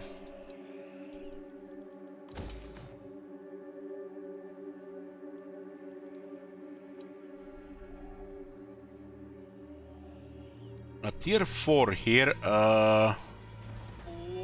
don't really have to keep it here, probably tier 5.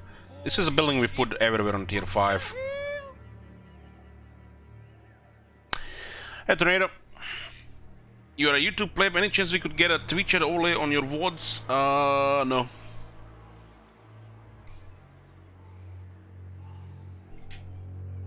Unfortunately not.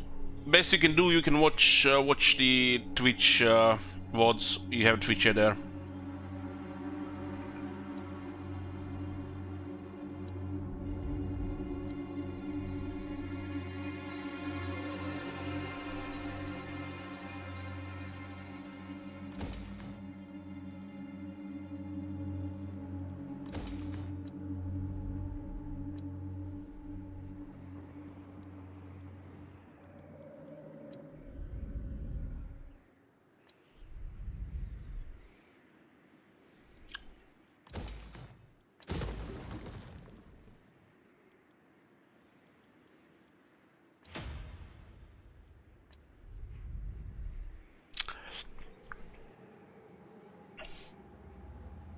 Okay, that's it regarding regions. We have now 48 regions. Let's see who's available for recruitment here.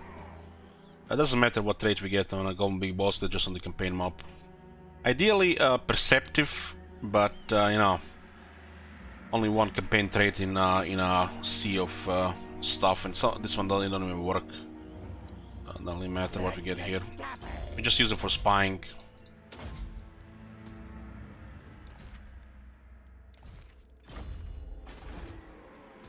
Black Orc big bosses. We can get plenty of them. One shaman as well.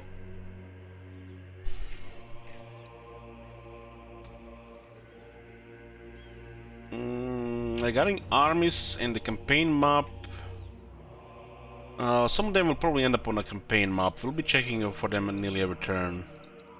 Shaman wise, we're good right now.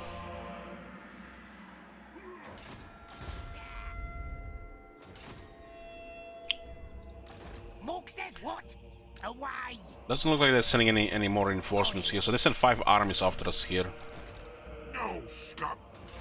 Roman will fight them off here, or try to. There's a tier 2 unit, but it's expensive scrap upgrade. There is no way they were gonna work with this leadership in a situation, or rank 2 lord against superior units. So we're gonna have to go liquor flasks here. So this is a case for it.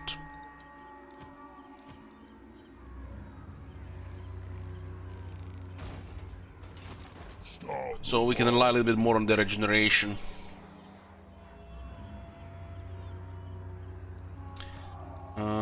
Heavy armor for the goblin archers. Who should we attack? Cook, send me to battle. The plan is to sacrifice these two settlements, hopefully not this one here, and then pick off weaker armies as they are attacking the settlements.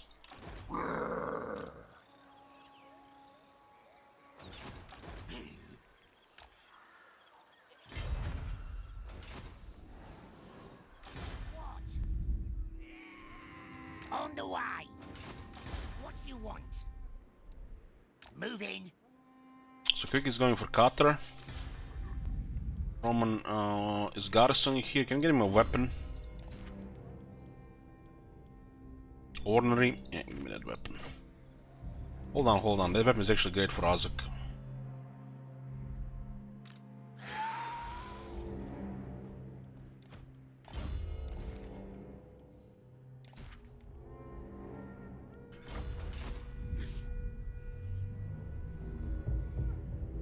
Fine.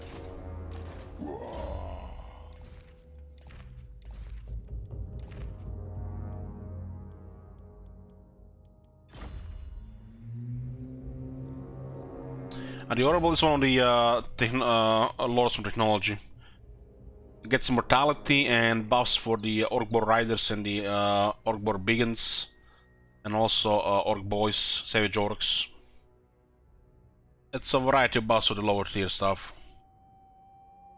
I picked him because he's immortal, so he can go fight and get good with the fighting skills. This is my land.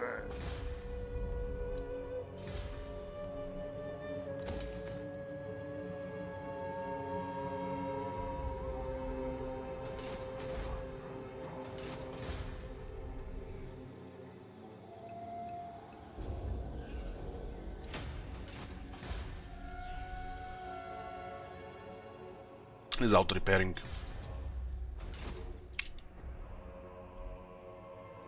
So as you can see, you have quite a big chunk of land now. We're finishing out the Skaven, fending off Chaos, and we'll be attacking the Empire. The goal is to take all the victory settlements in this area. There's 14 of them. We're going to need 2 from the other side of the world. More or less.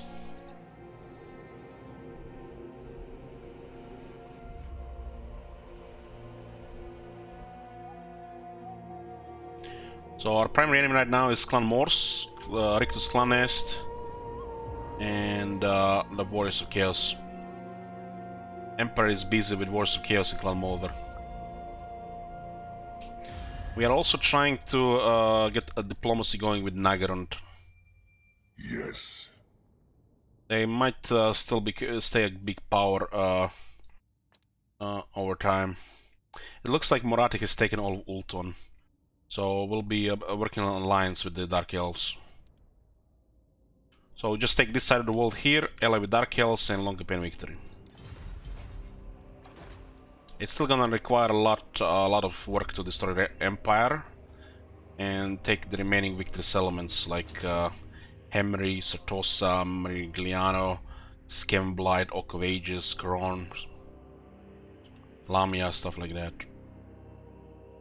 You might not take all of them if Dark Elves take they have 3 right now. If they take Hexoatl, then we need just 12. And Karakadin is on that list, but Nagashizar is not on the long, but it's on the short.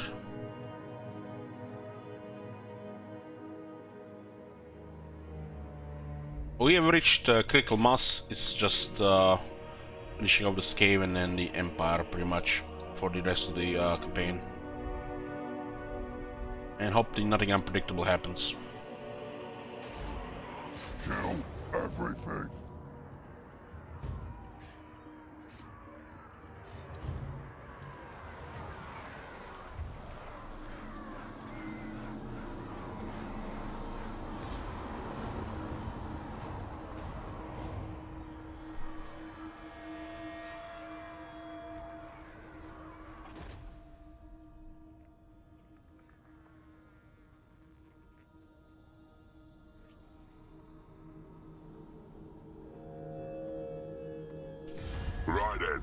cocksucker. Down to business. You can see that that's not Azak's voice. Here.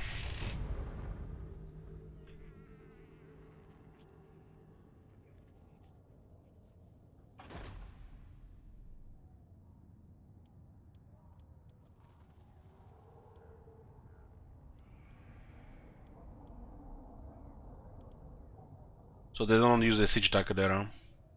Oh, nice. They're coming. And they didn't ambush us. Wow. Guess he's not sneaky or cunning. We were marching here, so we were pretty much a good chance to ambush here. Army on the left, army on the right, 50-50.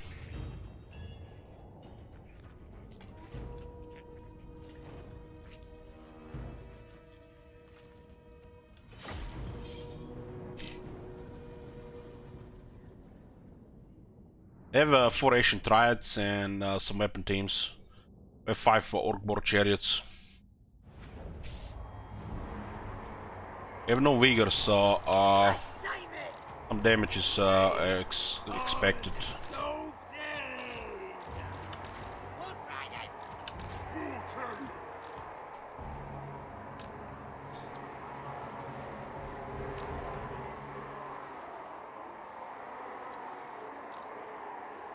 Wolf Riders! Goblins! Can we hide these fools somewhere? I only want to use them until a little bit later.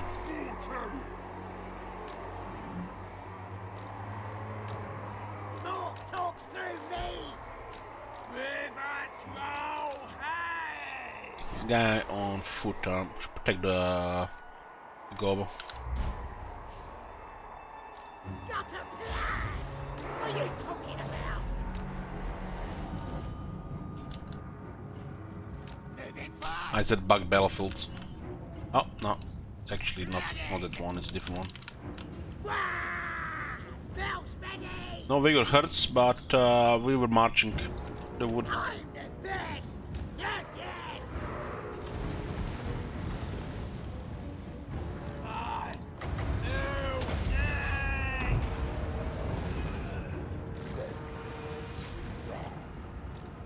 Chopper there! Crush them! It's mines!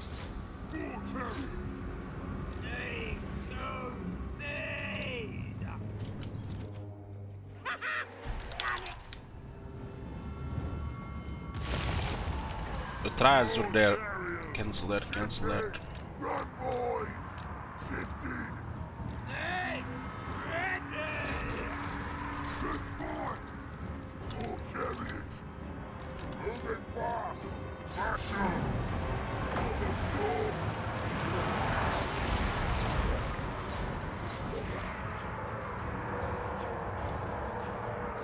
Chariot! The war is here! Get shopping! The Black Hawks will win! Oh, this one got caught badly by the triads. They're taking damage, but they're also doing a lot of damage because they're large. This is like the wrong best situation for the Black Horse. This guy's not being interrupted. Run, boys! Smells this! More chariots! Run, boys! Face will fall!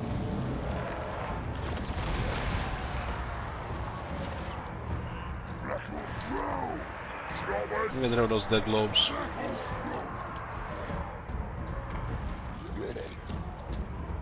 Wolf Riders! Moving fast! We do it! The lads are ready! Fires catch those.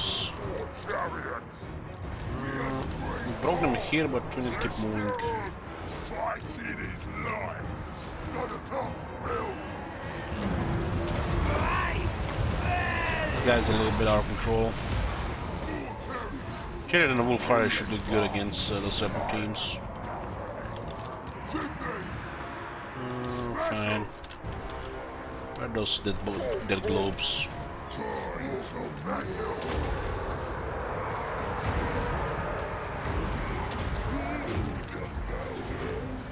Here comes! Policemen!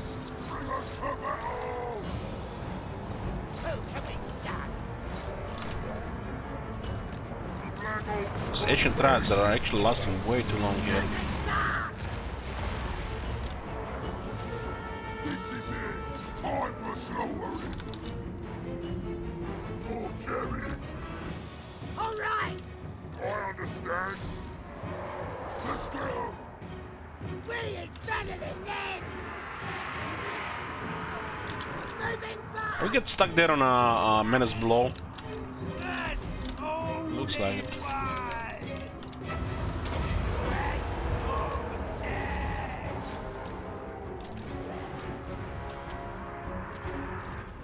Moving fast. Ready. On it. So they're routed. More chariot. Run, boys. And the ancient trans did pretty good against the chariots. I've never fought ancient trans with chariots before. But pretty good, this was the first. Boys. Considering march stance, this is acceptable. Ready. Chef.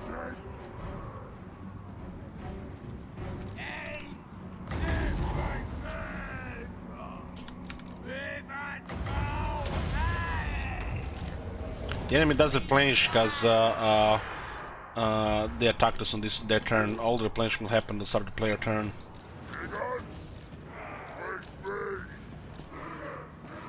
Shifting. Moving fast. Slaughter. Man, if only outboard chariots weren't bugged, then they actually get speed from technology like it says they would. Now we have to be with 50% speed debuff. Let's get him. There are two technologies that are supposed to affect outboard chariots' charge and speed, but they don't work. So outboard chariots don't get any technologies.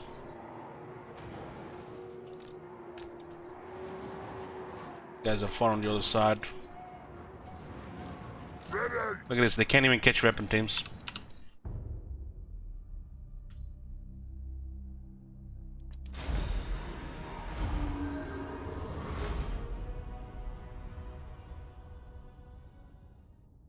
City Slickers Initiative. Oh,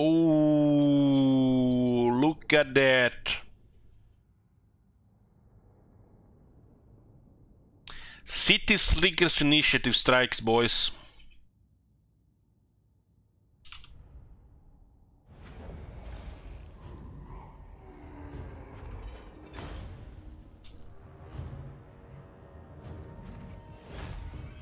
You know what it means? We have to enable Big Big Howdy again.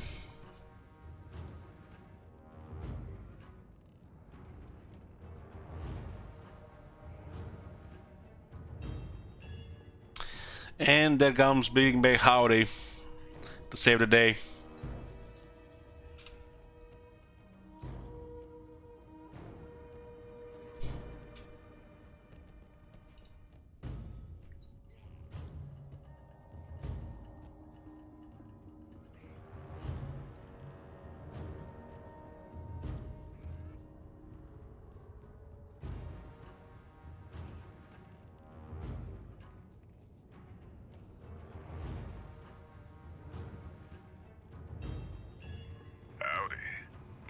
Jed Masterson, and I'm a caravan boss for the Happy Trails Caravan Company.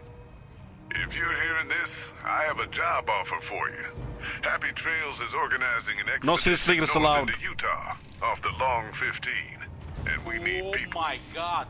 We're looking for caravan guards, prospectors, couriers. If you're used to humping it across the Evil waste, Strange, get 5 subs, thank you very much. trouble, we want you.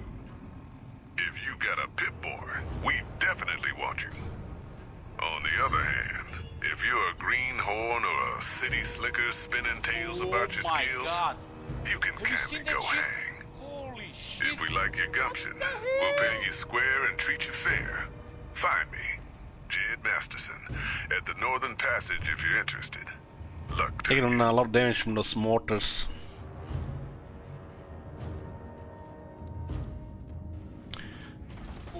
I wasn't paying attention if this chariot actually had poisonous rider. Holy shit! I'll get some replenishment here, why not? Get 259 enemies captured.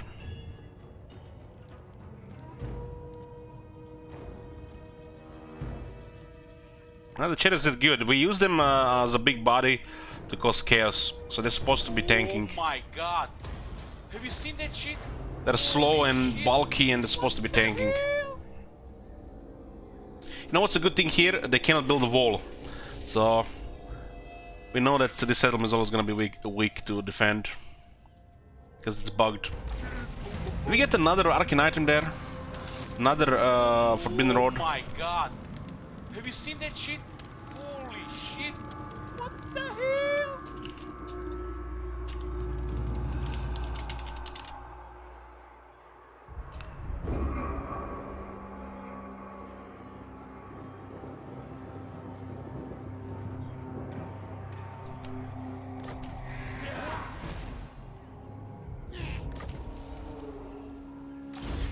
Doesn't work.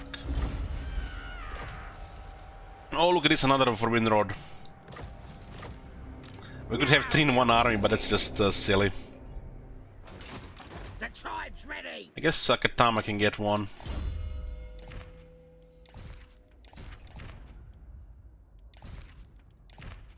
It's a pretty good magic resist here now.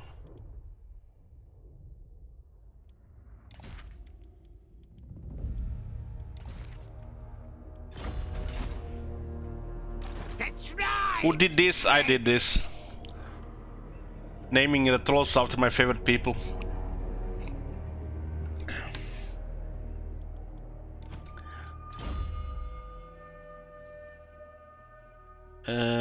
Smith's hammer. Nagir. We got Dark Conduit now. Here we go.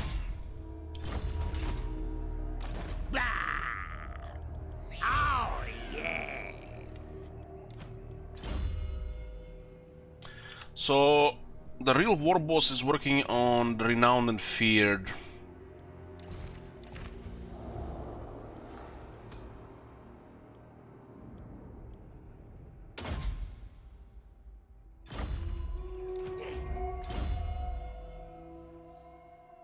Stuck here.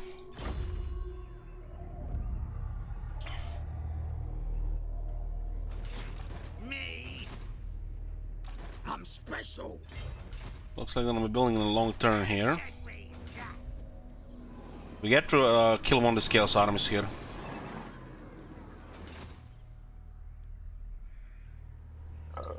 River Throwhead. Who are we gonna call? How are we gonna call this one here?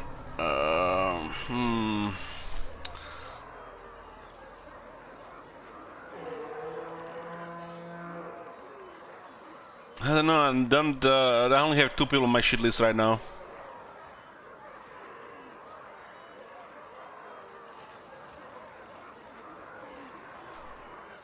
Thrilled, yeah, this was our first troll.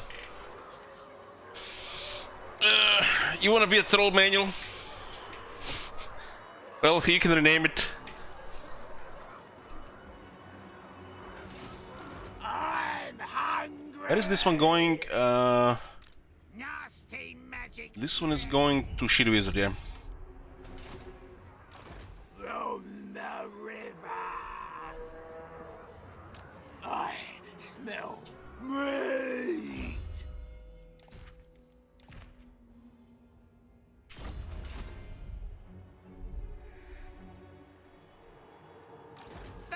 City Slickness throwing the pet towards another howdy spam. Well, at least we have a system, right?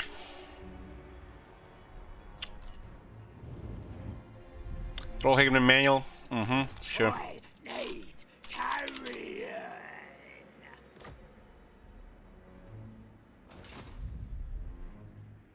Born for war. Tough Black Orc Big Boss. We can use him for scouting right now. Who needs stabbing? You guys saw on, there is one here. Malfunction. Is the biggest. Get going, boys. Moving out. Planmore says some military going around, so we're gonna keep ordinary for now. I'm just care about his army. Not really if they're gonna leave or not.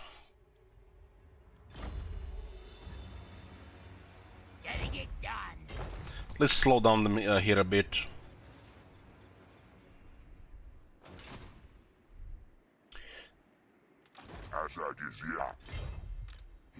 The council is disappointed. So looks like Clan Morse have actually recovered military. Oh my god.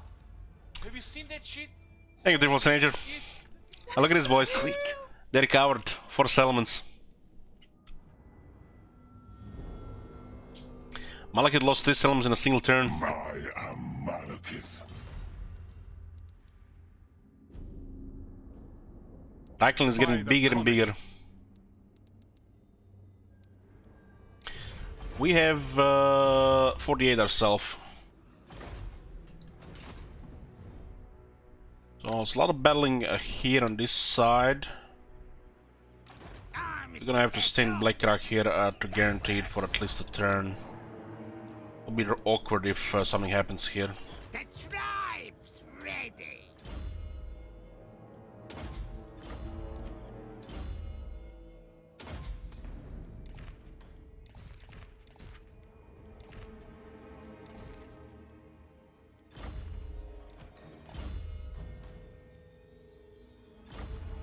Now they'll see. So what are we missing here? We're missing the monsters and the raiding building. I have dark purpose. You may speak your words, but they will change nothing. I approve. We're trying to get diplomacy going here. Fine. All this gives hopefully also influence Marathi as well.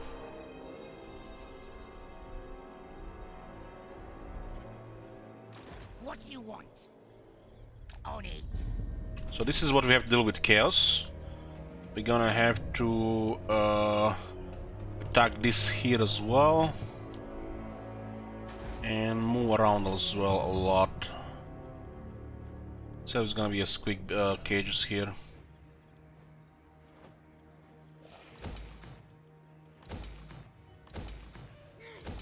Give me the raiding stations. Stack the battle income. At least the mountain is gonna get hit, not the wall here. Nothing we can do about this. This is the first casualty since Confederation. But we'll try to do for other places.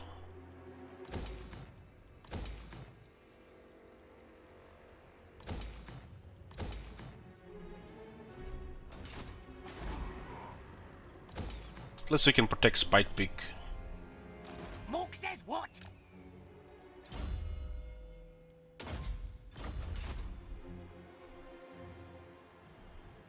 Bone for war. Well, it might be the other way around. You stand before the supreme ruler of Narrow. They actually like us for fighting Morse. Speak. No, that's not gonna happen. The best thing is Clan Morse can still confederate other Skaven, so that's far from over. Let's get stabby. This way.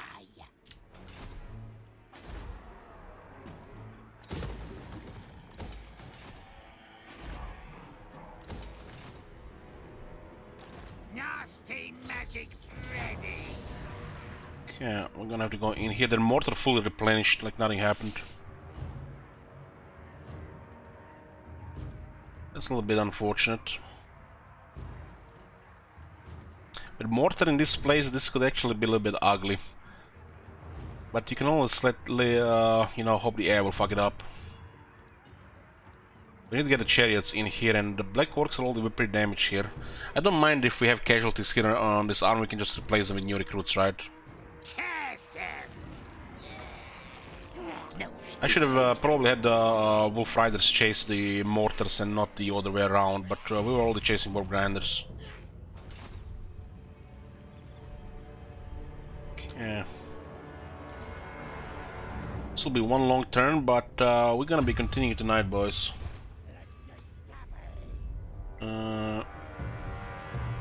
Same like the last few days. All the fighting and continuing with the Skaven Wars. The game will just save here. So same yesterday, I'll be back tonight and we'll have a night stream. There's a lot more of this campaign to go. Finishing off Skaven and fighting in the Empire. And we need to get all the victory settlements. So plenty of fighting to go. But thank you guys for watching, and see you tonight.